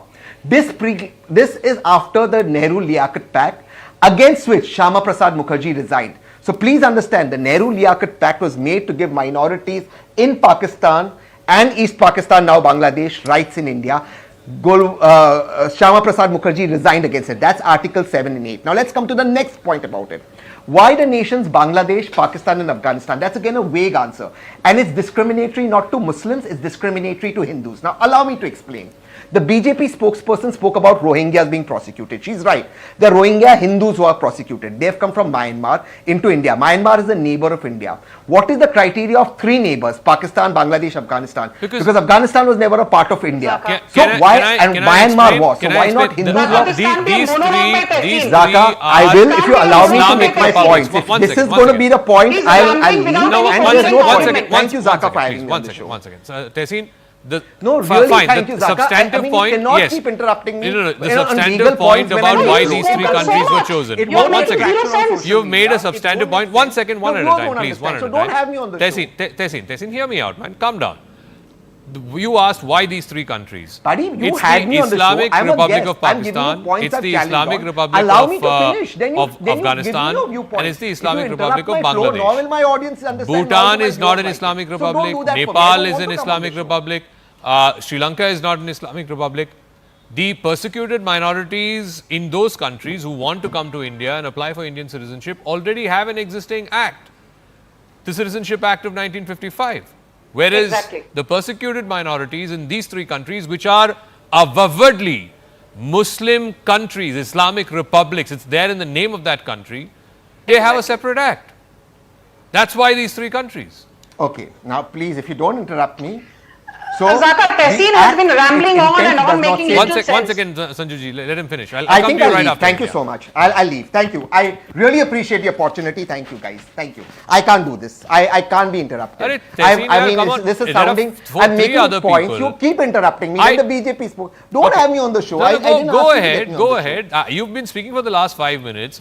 First, you made semantic points. No, I haven't, because you've kept interrupting me. I have not made one point without interrupting me. Unfortunately, I can't rewind. I knew those points were going to come in, so I would have given you the answers to those points. No, go ahead. I'm waiting for you to make those answers. I will give you the answers. Yes, I'm waiting. Go ahead. Yeah, so thank you. Now the Act, if you've read the Act does not say Muslim countries. If it said Muslim countries, it would be ultra vires of the Constitution that says secularism not only applies to Indian citizens, it applies to anyone coming to the country. So it will be ultra vires in any case. It will be an ultra vires of Article 21, 14, 15 that you just spoke. So the Act does not say Muslim countries. What the Act says is prosecuted minorities. Now take the example of Myanmar, where the majority is Buddhist, but Hindus are being prosecuted. Take the example of Sri Lanka, which is a Buddhist majority country, where Tamilian Hindus are being prosecuted. They are both bordering countries of India. Myanmar at one point was a part of India. Yet those Hindus coming from Myanmar and Sri Lanka do not get the same opportunity as a Hindu coming from Bangladesh, from Pakistan or from Afghanistan. Okay, so let Sanju Verma respond to that. The Hindus who are getting persecuted in Sri Lanka, in Myanmar, that is the point that has to be raised. Presumably, why are they not getting the same expedited Nepal is citizenship? Expedited citizenship. We're talking about Sri Lanka and Myanmar. As the persecuted minorities from these three countries are coming. Yeah, Sanju Verma. Okay. Towards the end, Tehseen made a pertinent point. I will answer this. I will quote Amit Shah when he was asked this question and what he said. First and foremost, let's be very clear. India is not a signatory to the Geneva International Convention pertaining to refugees of 1957 or the United Nations Refugee Protocol of 1967. So the first point is, we are not beholden or bound to provide legitimate citizenship or refugee status to just about anybody. That is the first point. The second point is why Bangladesh, Pakistan and Afghanistan? Because the CAA pertains to these neighboring countries with whom we have had historical ties. Point number 3, this should have been done 73 or 74 years back when the Nehru-Liaquat Pact was signed on the 8th of April 1950. Unfortunately, Liaquat Ali died in 1951 October, but Gulzari Lal Nanda, even after the death of Nehru in 1964, and Gulzari Lal Nanda was the Labour Minister and Home Minister under Nehru, he said that if there is one thing that should have happened and did not happen for the longest time under the aegis of Nehru, it was to rehabilitate persecuted minorities via the Nehru-Liaquat Pact. So first answer to those who are saying, "Arey 4 saal deri ho gayi, you know, CAA 2019 में आप लेके आए थे, why are Modi and Amit Shah dilly dallying?" अरे भाई साहब, जो 1950 में होना था वो 2024 में हो रहा है। आप लोगों ने 74 साल लगा दिए। सबसे longest time in the last 74-75 odd years, it was the Congress which was in power at the center. Second point to Riju Datta, who said, you know, Matua community has been voting for the TMC and, you know, blah, blah, blah. So let me tell Riju this. Both in 2019, the two major Matua seats, Bangal and Ranaghat, the BJP was voted to power, not the TMC. Correct yourself, Riju. And the third point, I just said that. Can I please finish, Riju? You can rebut me. There are 15 Mathua seats in the Mathua belt of Nadia and North 24 Parganas. In the 2021 elections, BJP won 14 out of these 15 Mathua dominated seats. And for your query as to, you know, if Mathuas have not been given citizenship status, then how is Shantanu Thakur, you know, a minister in the Modi cabinet? My answer is this. There are 30 million, as in 3 crore Mathuas in Bengal, out of which there are many who are homegrown Mathuas like Shantanu Thakur. But there are many who are refugees and they are languishing in Bhojshala camp in Nadia. I'm talking about citizenship to these persecuted people languishing in the Bhojshala camps. And my last point is this, I repeat, CAA has nothing to do with Article 14, Article 19, Article 21. There are 57 theocratic Islamic states. You know, none of them have ever said, let us give shelter to Rohingyas. India has still not thrown these Rohingyas into the Arabian Sea, despite not being a signatory to the International Refugee Protocol. We will use diplomatic. I just have to say this. First of all, on national TV, people should not lie. There are no detention camps in Bengal. Point number 1. Detention camps are in the double engine. Where is the Bhojshala camp in Nadia? Riju, you are lying. Okay, let him finish, ma'am, please, ma'am. Yeah, Riju, yeah. Detention camps are only in double engine Sarkar run Assam, where in the detention camps there are 11 to 12 lakh Hindus suffering, not Muslims or any other communities. Point number 1. Point number 2, every residing citizen of Bengal is already a citizen of India. There are no 1 crore, 2 crore Mathuas. Every Mathua person residing in Bengal is a citizen of this country. They vote for their rights. There are Mathua refugees who still don't have a citizenship status. They all have citizenship status. They have voted, and they have voted for BJP candidates, out of which one of them has become a minister in the Modi cabinet. So please do not peddle this narrative. In Bengal, no, you are peddling everyone lies. who's Nadia has the highest number of refugee camps for Mathua community. Ma'am, no, there's another way. There's another way, please. When one person is speaking, one person is speaking. Riju Datta, please. Thank you. I detest and despise liars on national TV. I am saying categorically. Yes, only Riju Datta, please, PCR. Thank you. Yeah. Thank you very much. My only simple point is, every single person of Bengal who votes for their representatives, be it Mathua, be it Rajvanshi, be it any other community, irrespective of their political affiliation, caste, creed, color, religion, or language, is a citizen of this country. If they live here, if they work here, if their children are born here, if they go to school here, अगर ये इनकी जन्मभूमि है, अगर ये इनकी कर्मभूमि है, तो ये देश उतना ही उनका है जितना संजू वर्मा या रिजू दत्ता का है. So, if you try to take away their rights, we will not allow you to. Okay, Tehseen made this point. One second. Tehseen made this point that, you know, what about Sri Lankan Tamils? What about Hindu Rohingyas? What about others who flee from other Tibetan Buddhists, etc.? Now, as I explained at the top of the show, Tehseen, and I'm sure you paid attention, there is already an existing law since 1955 under which Sri Lankan Tamils, Hindu Rohingyas and Tibetan Buddhists have been applying and getting citizenship, and they can continue to avail through that act for the citizenship of India. So, no non-Muslim is going to get discriminated, or as you said, Hindus are going to get discriminated. Why? They already have a provision of a law that they can exercise. So again, it's part of a disinformation. That's a very good. No, it's not. It's what I've challenged in court. That's a very good point you've raised. That's an excellent point. By the same logic, and I extend your logic further, Article 6 of the Constitution already applies for those who are or whose grandparents or any parent or parents or grandparents were born in any part of undivided India, and Pakistani citizens can get Indian citizenship. So why you need a separate act? See, again, what you don't understand or is not being told by the BJP, when I say don't understand, what the BJP is trying to mislead is, the act gives the government of India sovereign powers to give anyone a citizenship. That is the sovereign domain of the government of India. Those act already exists. Now, Sanju Verma said, and I'm quoting her on this show, she said nations we have a historical ties with. Can you explain to me what historical ties is? Does India not have historical ties with Myanmar, which was a part of India? It did. So the same Hindu who comes from Myanmar to India has to go through a long process of getting citizenship, but the same Hindu, if he migrates to Afghanistan and comes to India, before 31st December 2014 will get it in a jiffy. That itself is against the Constitution of India. You cannot discriminate even amongst refugees that way. That is the point I'm trying to make. Let me ask you about our neighbors, our maritime neighbors, Maldives, Mauritius. What about them? Hindus who come from there.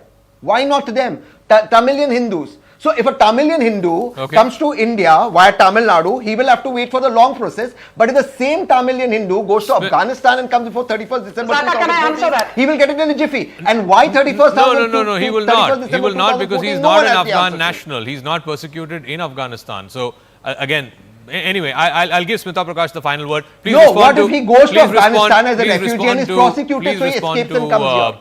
To Tehseen, yeah. Smita. Yeah, this is a convoluted legal issue now. I think Tehseen is already in court. There's no point in me getting into legal semantics with him. It'll be just repeating what Sanju's been trying to bang her head against the wall to try and get him to understand that this is not against Muslims, this is not against Hindus. Generations of Tibetan Buddhists have lived in India. The Prime Minister of Tibetans in exile lived in India. He was born here, he lived here, and he was made Prime Minister of Tibetans in exile. We've had politicians, Hindus who came in from Tamil Nadu,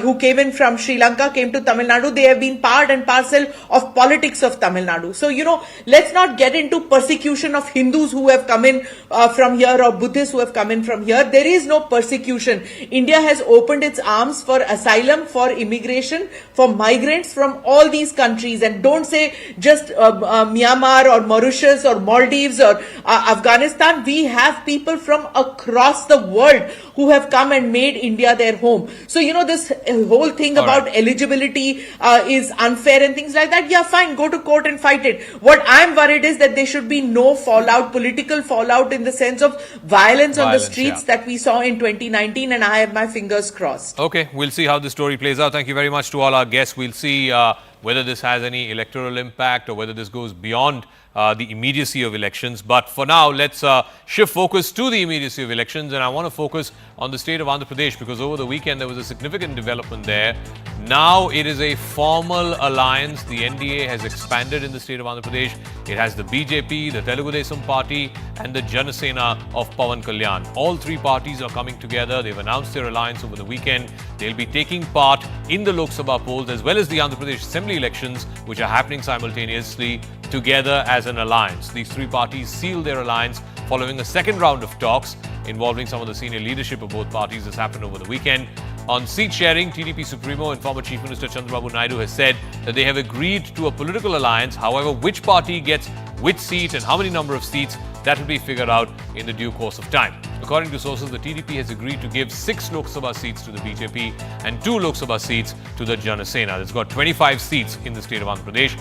Apart from this, out of 175 assembly seats, 30 may be given to the alliance partners by the TDP. The further division of these 30 seats will be decided between the BJP and the Jana Sena. Now, if we look at the numbers and the numbers game as per the 2019 Lok Sabha polls, the three parties combined, that is the TDP, the BJP and the Jana Sena, add up to 47.02% vote share. The YSRCP still has a slight edge. So even when these three parties come together, the YSRCP has almost 50% vote share. This is the 2019 Lok Sabha picture. It has almost 50% vote share, 49.88. YSRCP is still in a dominant position. The Congress has 1.3%. But I can explain this to you on the magic wall to break down why this alliance was almost essential for the opposition in that state of Andhra Pradesh. Because if you look at the difference currently between the NDA and the YSRCP is 46.6. So let's say 47%, and this is 49%. So it's a 2% gap between the combined NDA and the YSRCP. But if you were to look at the NDA itself, the TDP's vote share in the 2019 Lok Sabha was less than 40%. So 40 to 49, that's a 9% gap. So the TDP on its own, if it were to fight the YSRCP, it has to overcome a 9% gap. The BJP adds about 1% vote share, which will naturally increase in this election because the BJP has expanded its base in Andhra Pradesh and also it's fighting in an alliance with TDP and Jana Sena this time around. It was not last time around. So the BJP's vote share will go up from the 1% that it clocked in the 2019 Lok Sabha. And the JSP, the Jana Sena party, had almost a 6% vote share. So you add 6 plus 1, 7 to the almost 40%. So then you go back to that differential of 47, almost 47% for the NDA and 49% for the YSRCP. So a 2% swing is a manageable swing. A 9% swing is almost like a mountain to climb. And that's perhaps one of the reasons why the three parties, the TDP, the Jana Sena and the BJP have come together.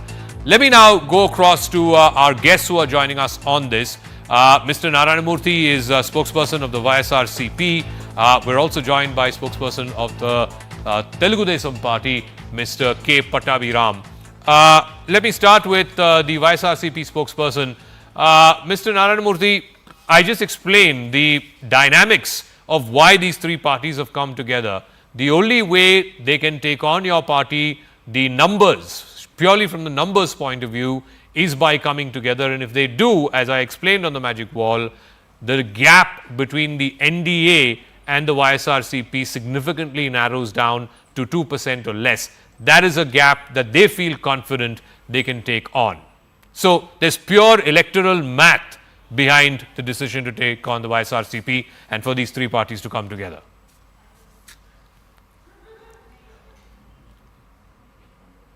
Mr. Narayanamurthy? Yeah, I'll let you know exact because of that. I hope you understand. I found some errors in the numbers you told me there. Lastly, 2019, they scored only for 39% of the votes, and Jana Sena scored only 5.5% of votes, and BJP scored only less than 1%. It altogether 45% only, but YSRCP scored 49.9% votes. So there are a lot of gap, and in spite of gap, as a government, YS Jagannath Reddy Garu has done a lot of things which they misused in 2019 when they ruled Andhra Pradesh and cheated the farmers and the women and the youth in terms of the jobs and waive of loans for the women, Dwakra women groups, and also total development they screwed up. No. So see, that is for the voters of Andhra Pradesh to decide. I'm not going to prejudge them. You can't prejudge them. None of us can prejudge them. No. But I'm saying purely from an electoral math point of view, it is almost impossible for the TDP to have taken on the YSRCP alone, on its own. it needs alliance partners, and this is where perhaps the YSRCP's game may be being exposed, because if you look at neighboring Tamil Nadu also, it started off as an ADMK, DMK principal sort of political fight, but ultimately now it's about the alliances. The TDP, Jansena, BJP alliance together, the sum of parts is greater than just YSRCP alone. They lose the battle 2024 much worse than 2019, because now minority votes will not be there for the BJP because the alliance with BJP, and they have not done, they misused the power 2014-19 because of the missed promises, war promises in 14. So people are not believing till Telugu Desam and Janasena also. He promised, I will take up and I am there to give the whatever the promises Chandrababu Naidu doing for the people of Andhra Pradesh. He escaped from the Andhra Pradesh and he settled in Telangana, whatever, Hyderabad. Okay. So, Mr. Pattabhi Ram, this is an alliance of desperation, an alliance of compromise. There's no way, purely going by the numbers, you could have taken on the YSRCP by just contesting individually. Therefore, all three of you are pulling your priest. No, let Mr. Pattabhi Ram respond, not you. Thank you. Let Pattabhi Ram respond, yes. He's saying you will lose with a bigger margin than 2019. Good evening, Zaka. I don't agree with your argument. I don't agree with your statement saying that this is an alliance out of desperation and TDP alone, unable to face YSR Congress party, had stitched up an alliance. See, you're talking about the percentages and numbers in 2019, and a lot of water had flown down the bridge. Now there is a huge change in the people of Andhra Pradesh. They have seen the kind of destruction that Jagan Reddy had created in the past 5 years. He had completely destroyed the brand image of AP. People all across the state are suffering very badly, and they want this dictator to be dislodged at any cost. And it is the people who wanted the opposition to unite because they wanted the victory to be decisive. They wanted the victory to be decisive. It is not that TDP alone cannot, compete with the YSR Congress party. The TDP's vote percentage, if you compare it with 2019, TDP alone had increased its vote percentage by around 8 to 9% alone. Now with Janasena and BJP put together, we are anywhere between 55 to 60%. No, so one second. Since you're talking numbers, Mr. Pattabhi Ram, one second, please. Let me just explain this. I want to go back to the 2014 Lok Sabha, which was, of course, one of the first elections there in that state. The 2014 Lok Sabha, YSRCP had 8 MPs. The TDP and BJP. TDP had 15 MPs, the BJP had only 2. But look at the vote share, and this is where it's critical. The TDP's vote share, even when they won 15 MPs, was only 40%, 40.35%. Whereas the YSRCP, even though it had lesser number of MPs, it had only 8 MPs compared to the 15 of the TDP, almost half of the number of MPs, their vote share was 45.33%. So it was more than 5% higher than the TDP's vote share. So again, when it comes to data, it's there on the magic wall. The numbers don't lie, Mr. Pattabhi Ram. The YSRCP's vote share has been consistently above that of the TDP, even in 2014 when they won fewer MPs. In 2019, of course, it was a different scenario. They won much more number of MPs and their vote share increased by about 4%. Whereas the TDP's vote share between 2014 and 19 only came down by about 1%, but it has not gone above 41, 42%. So clearly there is a arithmetic, cold electoral arithmetic logic for why these three parties have come together.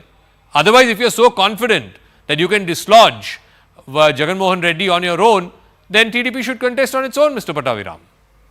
I've told you, we want to completely decimate YSR Congress party. That is what people want.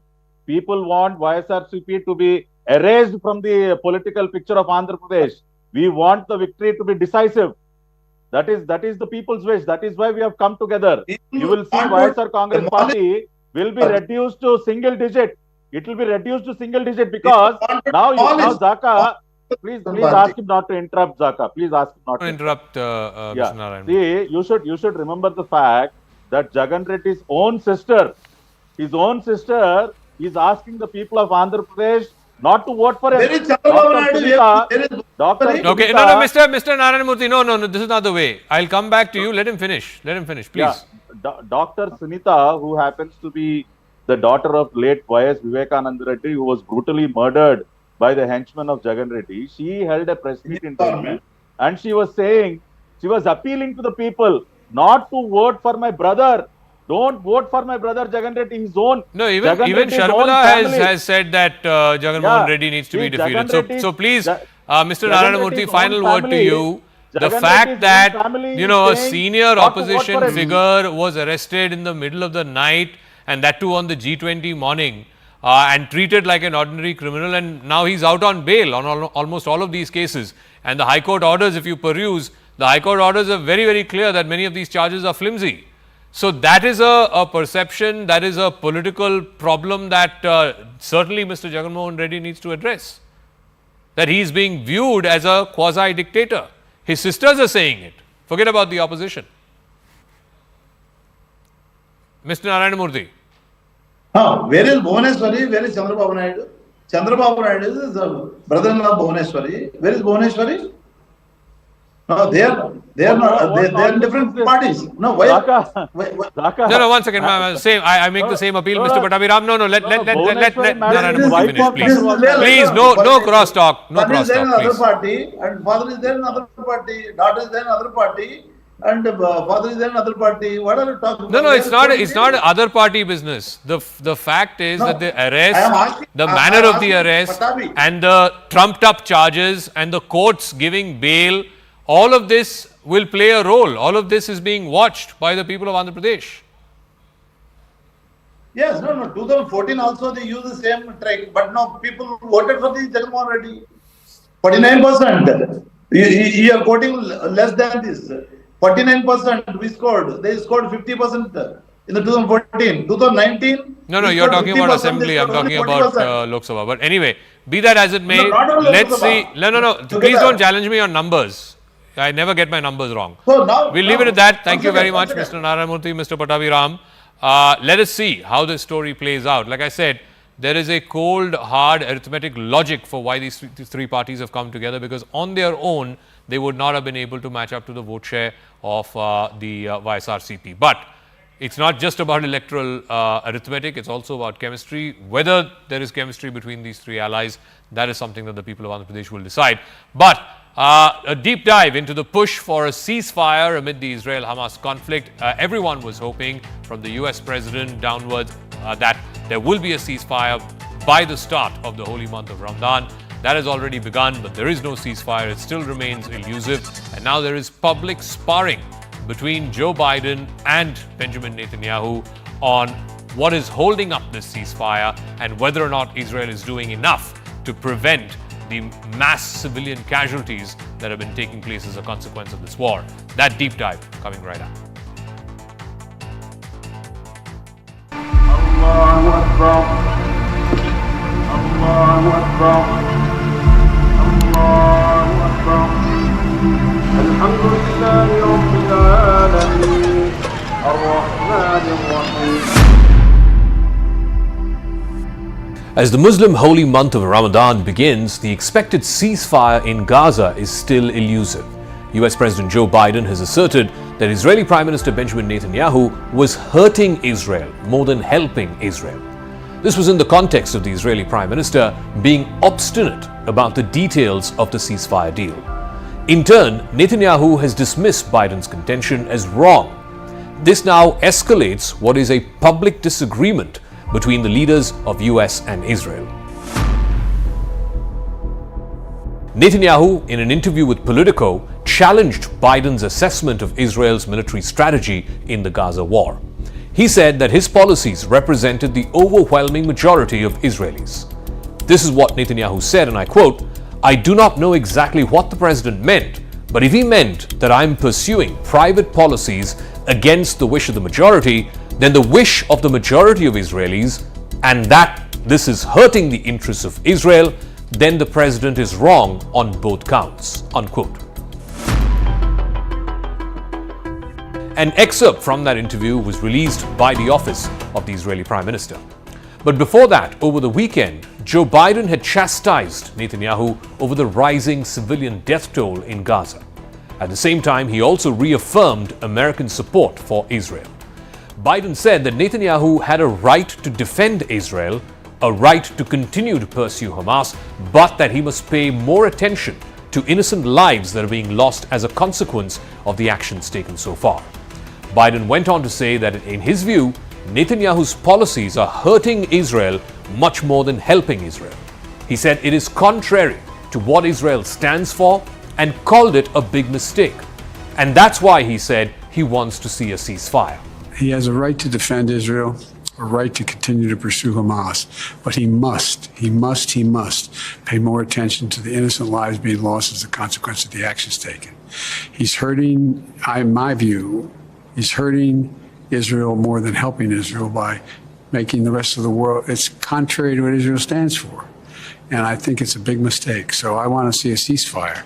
And I'm starting with a major exchange of prisoners for a 6-week period. We're going into Ramadan. It should be nothing happening. And we should build off of that ceasefire. Now, this sparring comes amid mounting humanitarian crisis in Gaza. The United Nations is warning of a looming famine in the enclave, which has more than 2 million people. Health officials in Gaza over the weekend said that at least 25 people, most of them children, had died simply because of malnutrition and dehydration in the last few weeks. On Sunday, the US military said that an army vessel, the General Frank Besson, had set sail towards Gaza. It's carrying equipment to build a floating pier off the coast of Gaza. The US is hoping to deliver food aid using this pier from the sea into land in Gaza. Besson is a logistics support vessel. It's carrying the first equipment to establish a temporary pier and then deliver vital humanitarian supplies. But the Pentagon also had a word of caution. It said that this whole project of delivering aid from the sea could take weeks to complete. The Biden administration's plan for a pier and a causeway was announced last week. The US is hoping that eventually this sea route will be able to deliver as much as 2 million meals every single day for the residents of Gaza. Some humanitarian officials, though, have criticized this approach. They say that delivering aid by trucks or by a convoy of trucks is far more efficient. American officials do acknowledge that deliveries by sea as well as airdrops, which they've done about 4 or 5 of them since the last couple of weeks, those are not as effective as the overland delivery of food. But Israel, of course, has greatly limited aid entering Gaza. The Pentagon also said that one of the main military units that is involved in the construction of the floating pier will be the Army's 7th Transportation Brigade, and that about 1,000 American service members will be working to complete this pier. The Israeli military will also coordinate in the installation of the pier. This was confirmed by a spokesman for the Israeli military, Rear Admiral Daniel Hagari. Shipments will be first inspected by Israeli troops before they are handed off to the aid groups who will then distribute these supplies. The start of the Muslim holy month of Ramadan usually brings a time of religious devotion. Muslims across the world take part in fasting from dawn to dusk. There are also family gatherings and nightly feasts. But in Gaza, after 5 months of this war, all of that seems like a distant dream, something that is not a reality for ordinary Gazans. According to the Gazan Health Ministry, an estimated 30,000 plus Palestinians have been killed since this operation began in October. On the 7th of October, a Hamas-led attack on Israel killed about 1,200 Israelis. Meanwhile, the international authorities are hoping to reach a ceasefire before Ramadan. Those hopes were completely dashed over the weekend. And this happened because Hamas is repeating its demand for a comprehensive ceasefire. Israel is not willing to accept a full stop in this war. Egypt, Qatar, and the United States had sought to broker a truce between Israel and Hamas. They wanted to do that before the start of Ramadan. In fact, Joe Biden was on record that he is certain that there will be a ceasefire before the 10th of March when Ramadan began. There had been optimism for a last-minute deal that would allow for the release of some Israeli hostages who were held in Gaza. In return, the Palestinians would get some of their folks who are held in Israeli prisons, some of them for heinous crimes. But weeks of indirect negotiations completely fell through over the weekend, and that in turn led a top Hamas political leader, Ismail Haniyeh, who went on television, and in a speech on Sunday he said that Hamas wanted the agreement that would end the war. They wanted a guarantee of the complete withdrawal of all Israeli forces from Gaza, and they also want all displaced Palestinians to return to their homes, whether in the West Bank or in Gaza. Back on Friday, David Barnea, who is the chief of Mossad, which is Israel's intelligence agency, met with the CIA director William Burns. The effort was to try and advance and to try and push through a deal that would release hostages. The Mossad accused Hamas of trying to inflame the region. They said that Hamas is only interested in political survival, even at the expense of the residents of Gaza. But all sides were hoping that a ceasefire would come to pass. That was not to be. But now, with fighting happening in the holy month of Ramadan, that would only further alienate Israel, particularly in the Muslim world. There have been clashes in the holy month of Ramadan between Israel and Palestinians, most notably back in 1967 in the Arab-Israeli War. At that time, Israel was challenged by both Egypt as well as Syria. It's a war that Israel won. But given the current context and given the current war, 5 months plus of relentless aerial and ground bombardment, and the fact that the civilian toll has reached 30,000 plus, much to the dismay of not just Israel's critics around the world and Palestinian supporters, but even Israel's friends, both in the United States as well as in Europe, that is going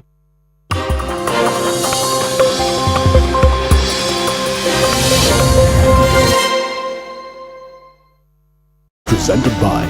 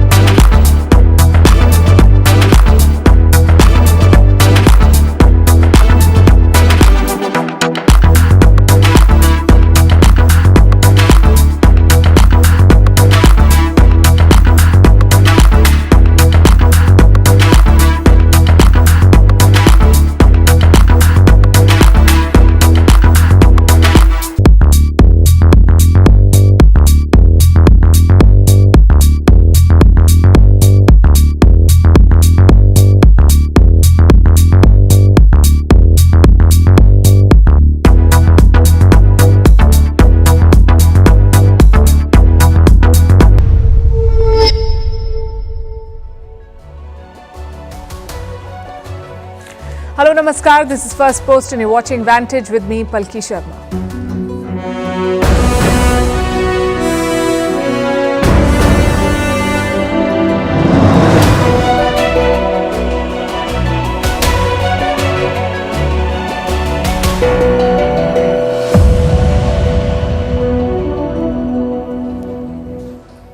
Another week, another anti-India move by the Maldives. They've got Turkish drones paid for from their contingency fund. Now, nothing wrong with the purchase per se. It's a free country, free to do as it pleases. But in the name of strategic autonomy, President Muizu is just poking India and being hostile. We'll discuss how. In the Russia-Ukraine war, unsuspecting job seekers are getting trapped. In the latest case, some Nepalese men have appealed to India to help secure their release. In India, the electoral bonds are back in focus. The Supreme Court has ordered the State Bank of India to hand over the data by tomorrow. We'll tell you why this is important. Also in news, the rise and fall of the Body Shop. It has filed for bankruptcy in the US and Canada. Why a photo featuring Kate Middleton has kicked up a storm. Why the Airbus CEO is wading into politics and issuing dire warnings about Trump and Russia. Why Australia is destroying millions of grapevines to limit wine production. What led to the state of anarchy in Haiti, Western powers and nature's fury? Why the Oscars are in news as much for their politics as for their prizes? And what is de-extinction? Can and should humans try to play God? All this and more coming up. The headlines first. Has Russian President Putin sacked his naval chief? Reports say the admiral was fired because of Ukrainian strikes on Moscow's Black Sea fleet. The Kremlin declines to confirm the news. If true, this would be the biggest shake-up since Putin sacked his commander in Ukraine last year. The Citizenship Amendment Act, CAA, becomes a reality in India. The Narendra Modi government implements it before the general election. The law makes religion a test of citizenship for the first time. In 2019, it was cleared by Parliament amid protests. India test fires its homegrown Agni 5 missile. Prime Minister Modi lauds the scientists behind Mission Divyastra. This advanced weapon system allows a single missile to deploy multiple warheads at different locations. With this, India joins an elite group of nations. South Korea begins suspending licenses of striking doctors. Since late February, junior doctors have been on strike. Around 5,000 doctors have resigned. Ultimatums from the government have failed to end the strike, which has led to a healthcare crisis in the country. Relief for Italian Prime Minister Giorgia Meloni. Her right-wing coalition wins the regional election in Abruzzo, just days after losing in Sardinia. It was Meloni's first loss since taking office in October 2022. The Abruzzo win is a boost for Meloni ahead of the European elections due in June. And Bitcoin reaches a new all-time high. Races past the $72,000 mark. Just last week, the virtual unit broke its 2021 record. Bitcoin is the world's most popular cryptocurrency.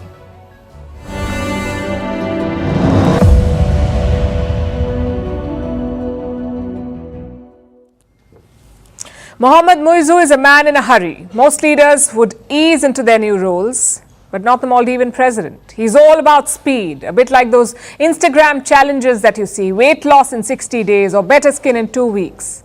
Except here, the stakes are much higher. And the cost of failure very steep. So let me tell you about Muizu's latest move. He has bought surveillance drones from Turkey.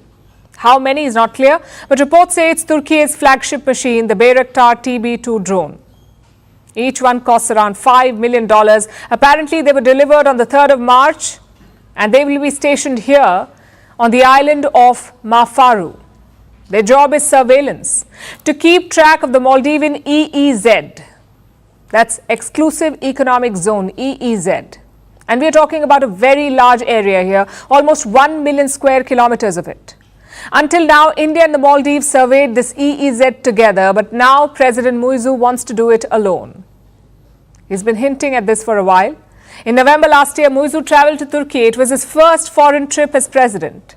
And there he signed a weapons deal. He set aside $37 million from the contingency budget. I know it's strange. Killer drones are not a contingency for most countries, but for Muizu, they are. Because his plan is to boost domestic defense, to survey Maldivian waters alone. I believe that the modern military capability to defend the country by road, sea and air should be strengthened in the Maldives. We have started to do that now, if God wills. The Maldivian Defence Force will soon be able to conduct the surveillance of the 900 square kilometer exclusive economic zone of the Maldives, 24 hours a day. Well, that day is almost here. Reports say the drones will be deployed next week. So Mali won't need India anymore. Of course, that's their strategic choice. Even India buys drones from the global market. But look at the larger picture here. Look at how fast Muizu is pivoting. He was sworn in as president on the 17th of November last year, and since then it's been one anti-India move after another. First, he asked Indian soldiers to leave. Then he picked Turkey for his maiden foreign trip. In doing so, he broke years of tradition. Then his ministers mocked the Indian Prime Minister. He visited China before India, signed a military deal with Beijing, and now he's bought lethal drones from Turkey. What's the common thread here? His opposition to India.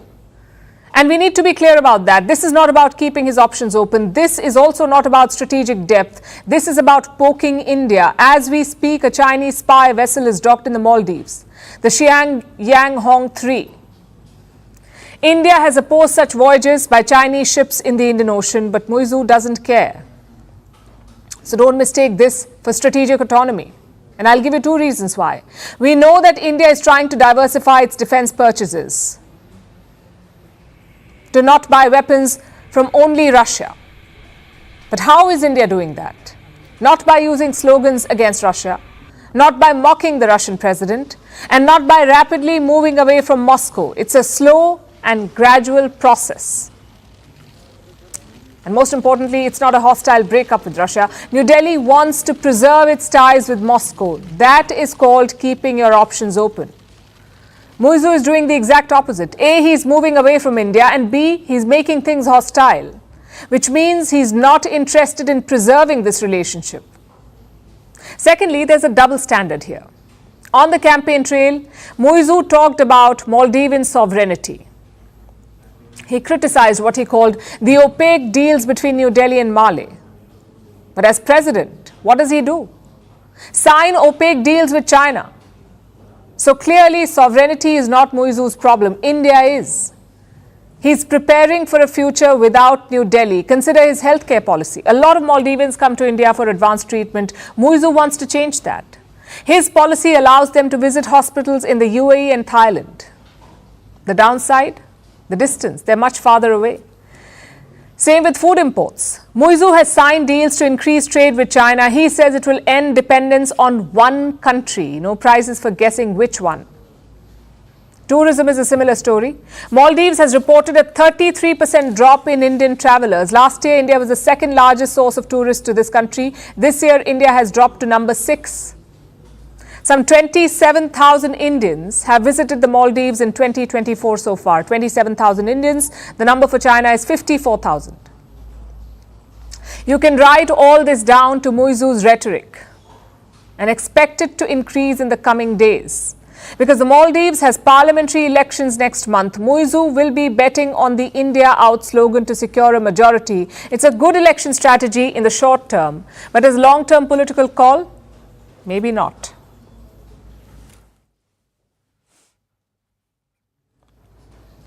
Now let's talk about the Ukraine war. India is being dragged into this conflict by Nepal. Let me explain. Nepalese citizens trapped on the front lines in Ukraine are seeking India's help. They want India's help to return home. A clip is doing the rounds on social media. It apparently shows Nepalese citizens. They say they were tricked into joining the Russian forces and now they want to go home and they're asking for India's help. This is what is circulating on social media. We've not been able to verify any of this. But here's what these people say, and I'm quoting.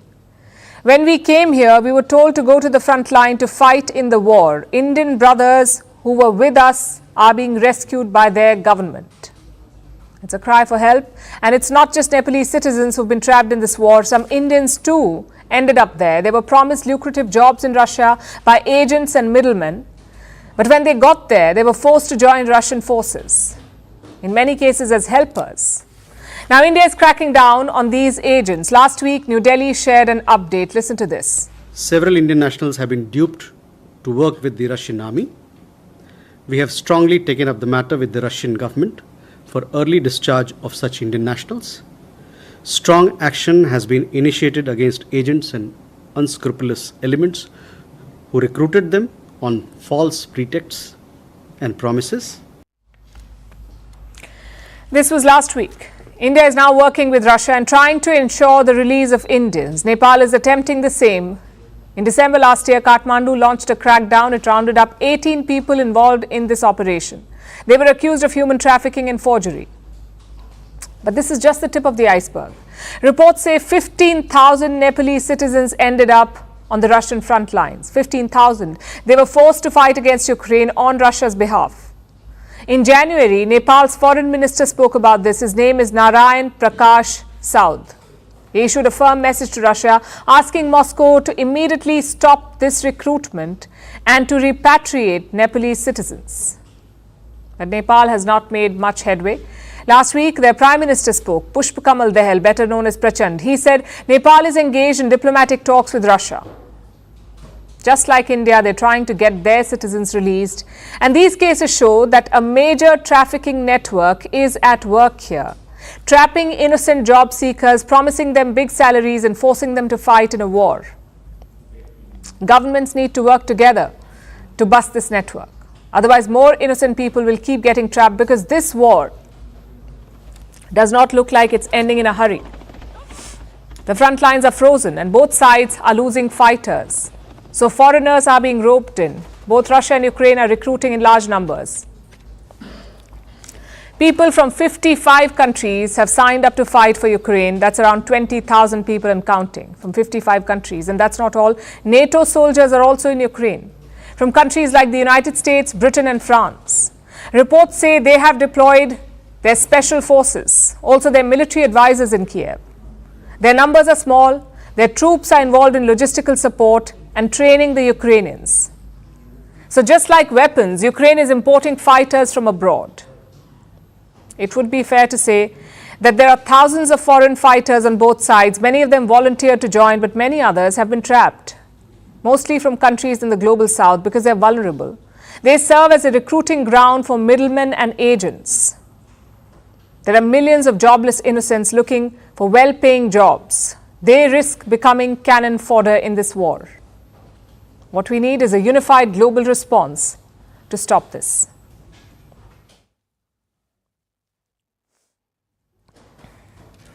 Here in India, a legal tussle is underway. The country's biggest bank versus the country's top court. The State Bank of India versus the Supreme Court of India. I know it sounds like a nail-biter, but trust me, it's not. The court is showing the SBI who is boss. It all started with a verdict last month. A 5-judge bench scrapped India's electoral bonds. These were campaign funding tools. They allowed people and companies to donate money anonymously. First, you had to buy bonds from the SBI, the State Bank of India. You buy bonds from there. Then you could donate them to a party. And finally, these parties could encash those bonds. But last month, the court abolished this system. It also issued directives to the SBI, provide details of the bonds to India's Election Commission. The date of purchase, the name of the purchaser, the bond amount, and also what each party got. The bank was told to share all this information. This information is stored within the SBI. So the court asked the bank to hand over this data to the Election Commission of India. The deadline was March 6th. But the SBI wanted an extension. They said, we can give this data only by the end of June. Why the delay though? The SBI says it is taking time to match the data. Apparently, the bond information is stored in two silos. One deals with the purchasers, the other deals with the political parties. So the bank is trying to match the two. But the Supreme Court is having none of it. The judges have refused to extend the deadline. They also had some sharp words for the bank. Listen to this. We have not told you to do the matching exercise. We have asked you for a plain disclosure. Therefore, the ground on which you seek an extension of time to make the disclosure does not accord with the directions in the judgment at all. In the last 26 days, what extent of matching has been done by you? What steps have you taken in the last 26 days? There are applications absolutely silent on that. We can put a detailed affidavit on that one, because I know it should have been disclosed in the affidavit. I agree. I agree. State Bank of India, which is coming to us, we expect that there should be a degree of candor on the part of the State Bank of India. That this is what the work which we have done. The work is at this stage. We need an extension of time to carry out the balance of the exercise which remains. The new deadline is tomorrow, the 12th of March. By the close of business hours, the data must be given to the Election Commission of India. If not, well, there could be trouble. A few contempt petitions have been filed against the SBI. They accuse the bank of violating the court's order. Today, the judges did not act on them, but they did warn the SBI. The bank has been put on notice by the Supreme Court of India. If tomorrow's deadline is violated, there will be consequences. Which brings us to the big question. Why was this deadline so controversial? Why did the SBI want an extension? Well, the opposition has its own theories. India's elections are slated for this year. The assumption is the election will be over by the end of June. So suppose the court granted the SBI's extension, then the bond information would have been published only after the voting. Of course, the SBI has not accepted this. Their argument is technical, that the whole process will take some time, but the Supreme Court is asking, why should it? After all, every bond purchase has a routine process. The KYC is done, an application is drawn, and of course, payment confirmation is taken. All of this has a digital trace. So the court says this should be easy. The SBI should not be taking so much time. Now, I know that the electoral bond is a sensitive issue. It's also deeply divisive. But the question here is not so much about the bonds, because that was settled last month, that question. The Supreme Court declared these bonds unconstitutional. The question here is about the SBI. We are talking about a national institution. It dominates the Indian banking space. It has around 1/4 of the market share, around 480 million customers, and over 22,000 branches. The SBI is not just another bank in India, so today's court observations will hurt its image. It also makes tomorrow very interesting. Once the SBI submits the data, assuming that they do, the action will shift to the Election Commission. Again, there's a deadline. The Election Commission must publish the bond data by March 15th. Interesting times ahead. We'll be tracking this story closely.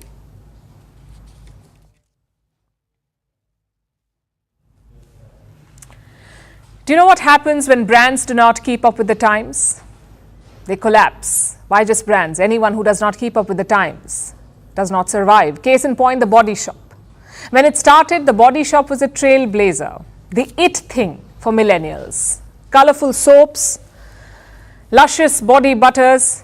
It was cruelty-free, it was vegan, it was also sustainable.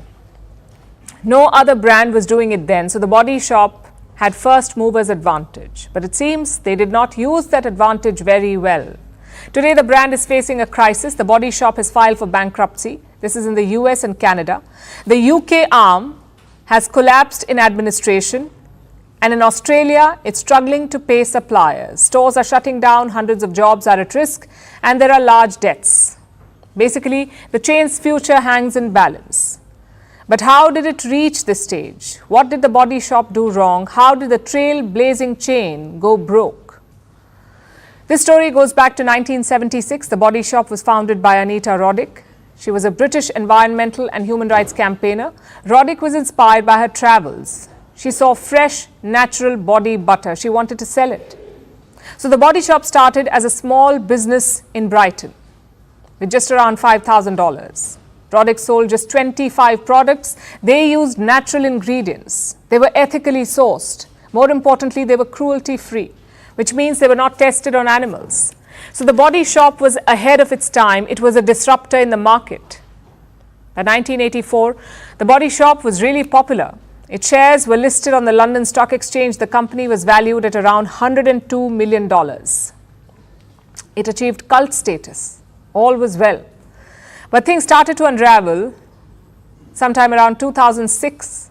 Roddick sold the brand to L'Oreal for $1 billion. Of course, there was some backlash because the Body Shop had made its name trying to be ethical, and many believed that L'Oreal was the opposite of that.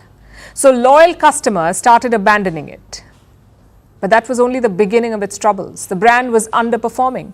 In 2017, L'Oreal sold it to Brazil's Natura. It did not help. Again in 2023, Natura sold it to Aurelius. This was for $266 million. So you see, in 7 years, they had 3 owners and a fast depreciation. It's a bleak forecast. And its failure can be attributed to 3 main reasons. One is growing competition. When the Body Shop started, it was the only one in that game. But soon the segment grew, more players came in, and they had better branding, better marketing. And it was not like Body Shop was doing badly. It was just that the others were doing much better. The second is online shopping. The Body Shop was a store-friendly business. It did not really expand much online and lost out. And the third reason is the growing cost of stores. At its peak, the Body Shop had 2,500 stores worldwide. Running them was expensive. During the pandemic, sales began dipping. In 2022, there was a year-on-year decline of 13.5%, which is not good news for any business. Which brings us to today. The global chain is struggling. Its shops may not shutter yet, but the future does not look so bright. Now, we must also say that the Body Shop operates on a franchise model. So it has local partners in different countries. The top markets are the UK, Australia and Indonesia. It's struggling there. But in some markets, the outlook is optimistic, like in India. The Body Shop aims to double its business in India. It aims to add 100 stores by 2025. So all is not bad. When the Body Shop entered the market, it made its own rules. But as time went by, it became comfortable, it seems. The products were good, but they weren't new or innovative, and the consumer was spoilt for choice. The lesson here is simple. Heritage is great, but businesses cannot run just on that.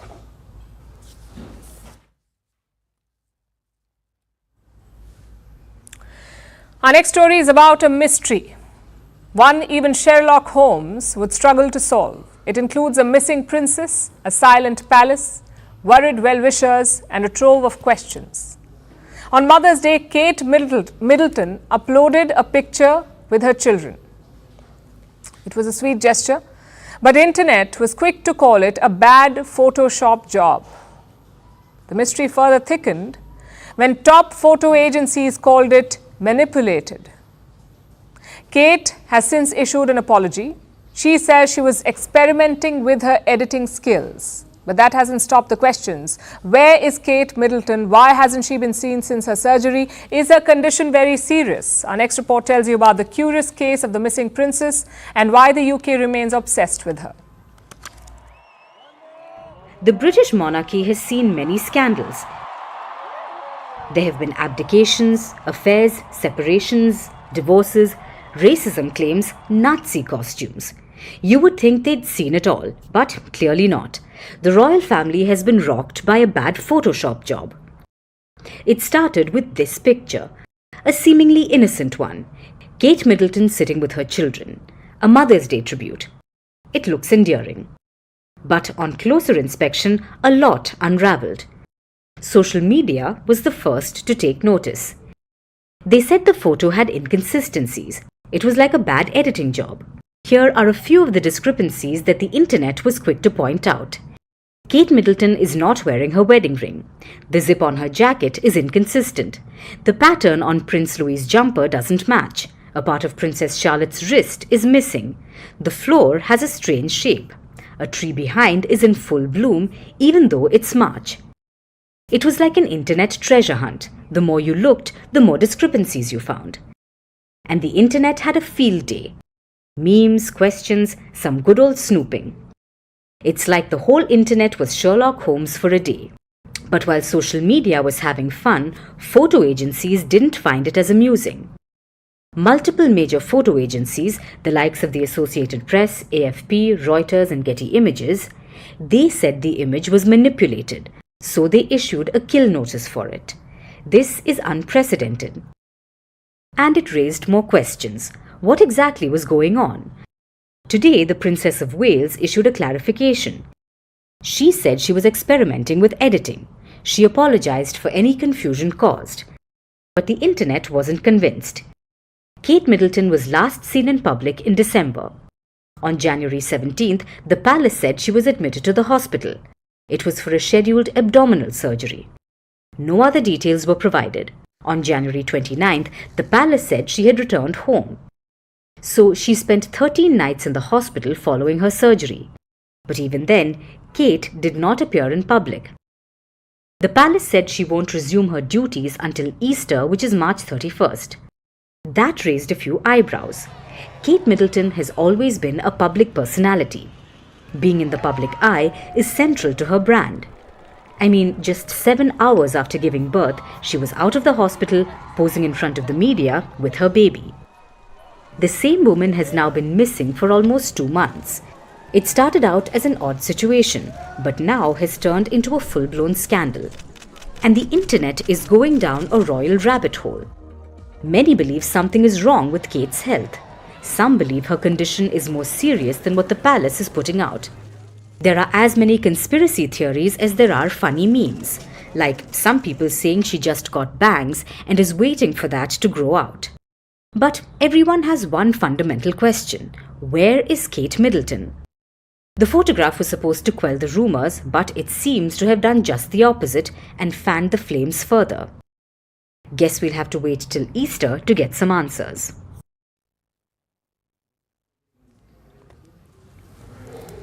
What do you expect a CEO to do?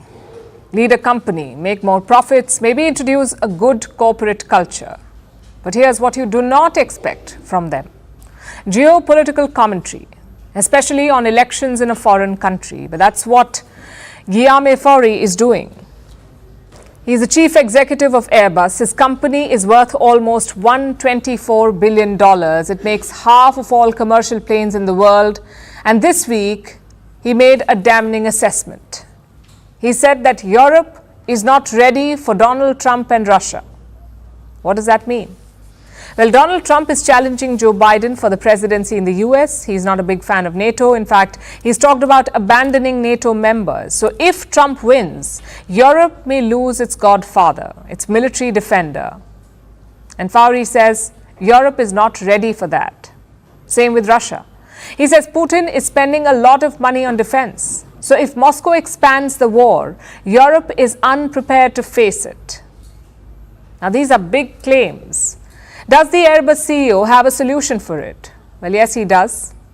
His solution is this: spend more on defense.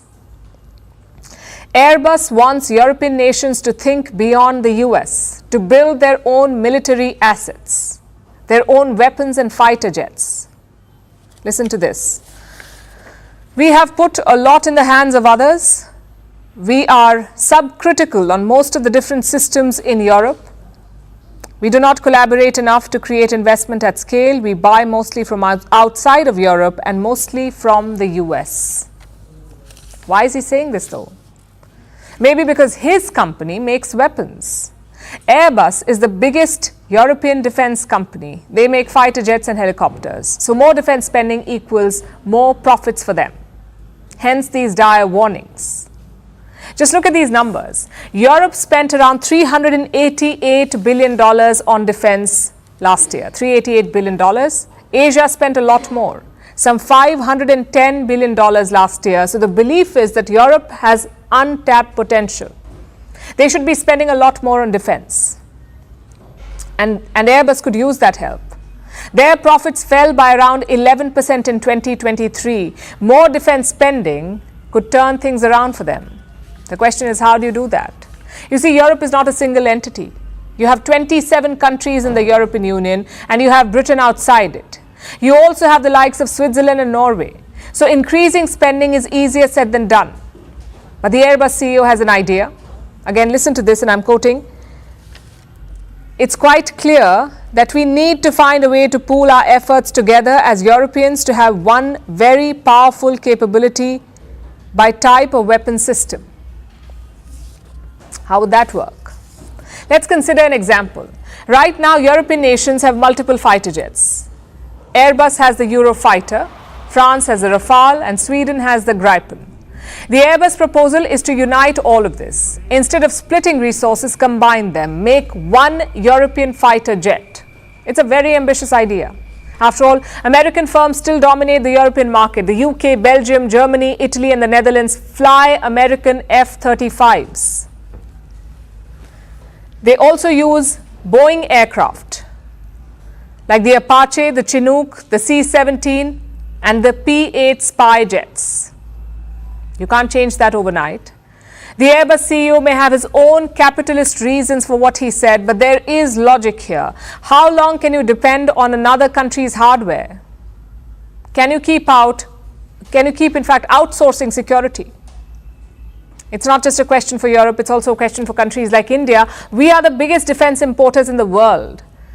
If you localize that industry, there are many advantages to make in India and defense. You have more control over the technology, you can create more jobs, and you don't have to depend on foreign powers. So local technology does help.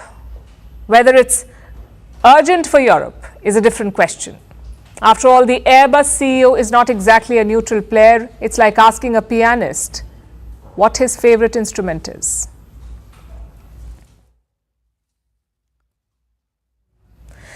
Now let's turn our attention to Australia, which faces a peculiar problem. Australia has too much wine, more than what they can export, sell or drink. So the authorities are taking drastic measures. They're killing the goose which lays the golden egg. Millions of wine grapes and grape vines in Australia are being destroyed. Will the decision prove to be counterproductive? Our next report explores. James Cremasco is a fourth-generation grape grower. His vineyard is going through some tough times. He's being forced to destroy his own crop. This is a block of 35-year-old Shiraz. They're destined to be pulled out at the moment with an excavator.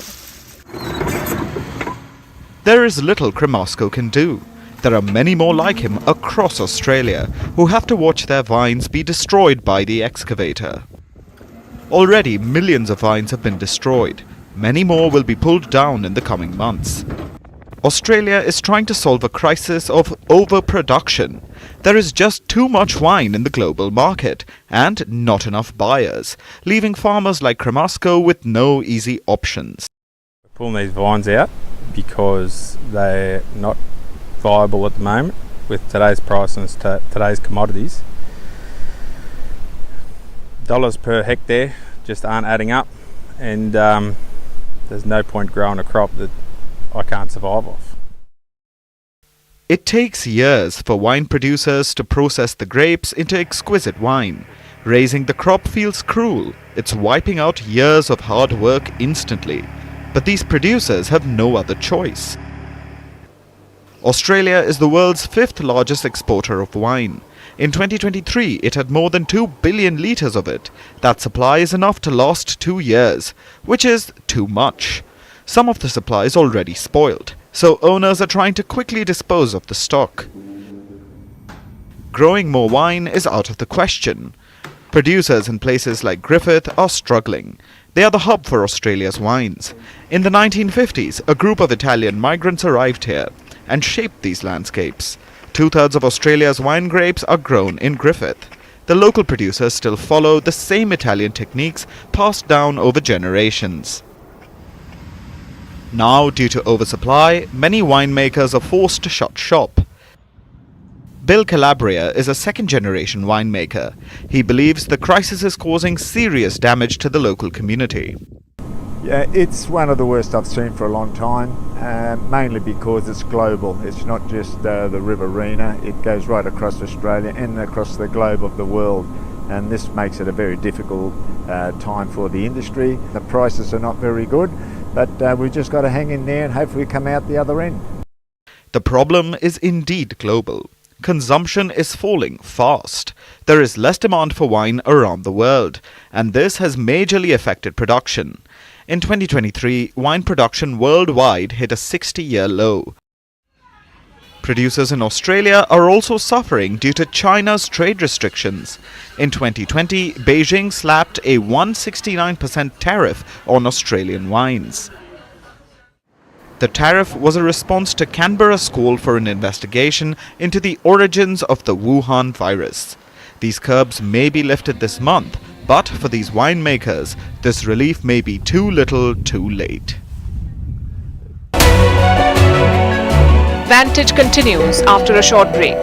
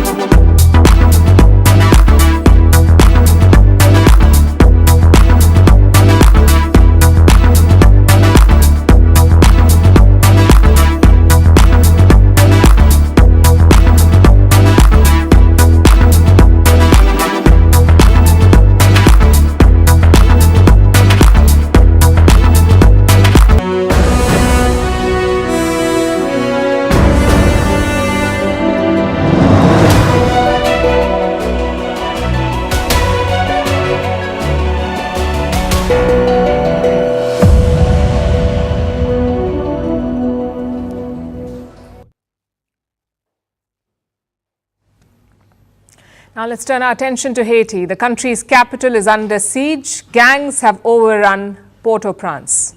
They're stepping up their attacks on the government. They're attacking police stations, burning them down to free inmates who then join the gangs on their rampage. On Friday night, the gangs attacked Haiti's presidential palace. Gunshots and explosions rocked downtown Port-au-Prince. Haiti's police headquarters also came under fire. Law enforcement barely repelled the attack. This violence has other nations scrambling. Yesterday, the US airlifted all non-essential staff from its embassy. The European Union has shut its offices. Helicopters carried German and other European diplomats out of Haiti because the international airport has ceased to function. Haiti is in a state of anarchy. To address this, Haiti's neighbors have called a meeting today, the Caribbean Community or CARICOM. They're hosting the meeting in Jamaica. From our reports, the situation on the ground remains dire and is of serious concern to us. At the same time, we have taken the decision as a community to write the heads of state and heads of government of the key countries with whom Haiti is engaged as partners, inviting them to meet with our heads in CARICOM in Kingston, Jamaica on Monday the 11th of March. The Caribbean community is a 15-member group. They've also invited some key stakeholders, the US, Canada, France, Brazil and the United Nations. But the focus is on two of these, the US and France, because in a lot of ways, they're directly responsible for Haiti's present situation. France committed the original sin. They were the colonizers. Haiti was once the richest Caribbean colony until it gained independence in 1804. The former slaves rose up and won their freedom from France. But sadly, things went south after that. 21 years later, France returned with gunships. In 1825, France demanded compensation for the loss of their property, including the former slaves. France demanded 150 million francs. 150 million francs, do you know how much that is worth in modern terms? About $21 billion. Haiti did not have that kind of money, but it had no choice but to pay up. So it borrowed that money from French banks, and Haiti spent the next 122 years repaying that money. 122 years. This was their independence fee. They stopped paying it only in 1947. If you think this was bad, listen to the rest. Haiti's last payment to France was in the year 1888. After that, the payments went to the US. The US invaded and occupied Haiti in 1915 at the behest of the National City Bank of New York. Today, that company is called Citibank. So Citibank built part of its fortune with the occupation and loot of Haiti. For 19 years, the US and its banks ravaged this country. When the Americans were done, Haiti was left an impoverished mess. That's how it became the poorest country in the Western Hemisphere. Despite this, Haiti stayed dependent on the US for trade and remained vulnerable to American influence. Prime Minister Ariel Henry is unelected. The West backed him to take over in 2021 after Haiti's elected president was assassinated. And this was not a one-off. Haiti has seen numerous presidential assassinations and coups. It got so bad that in 1995, Haiti disbanded its army. They couldn't take any more coups, so no army. And that's when the gangs came in. No army for 22 years meant that gangs could proliferate. And that's why they control the country today, to the detriment of the Haitian people. The gangs forced me to leave my home. I have become a nomad along with my 3 children. We have nowhere to go. We came here, but there's no water here. We are miserable. To compound the misery, Haiti has been ripped apart by natural disasters as well. In 2010, there was a massive earthquake. 300,000 people died. Another 300,000 were injured. In 2016, there was a Category 4 hurricane. Then in 2021, another earthquake. This has left Haiti's infrastructure in a shambles. Houses crumbled, people became homeless and have remained homeless for years. Now the gangs are driving them out of their refugee camps as well. As you can see, there are many reasons for the anarchy in Haiti. Some natural, some a gift from the West. Now those countries are gathering to decide Haiti's future. Hopefully they won't make things worse.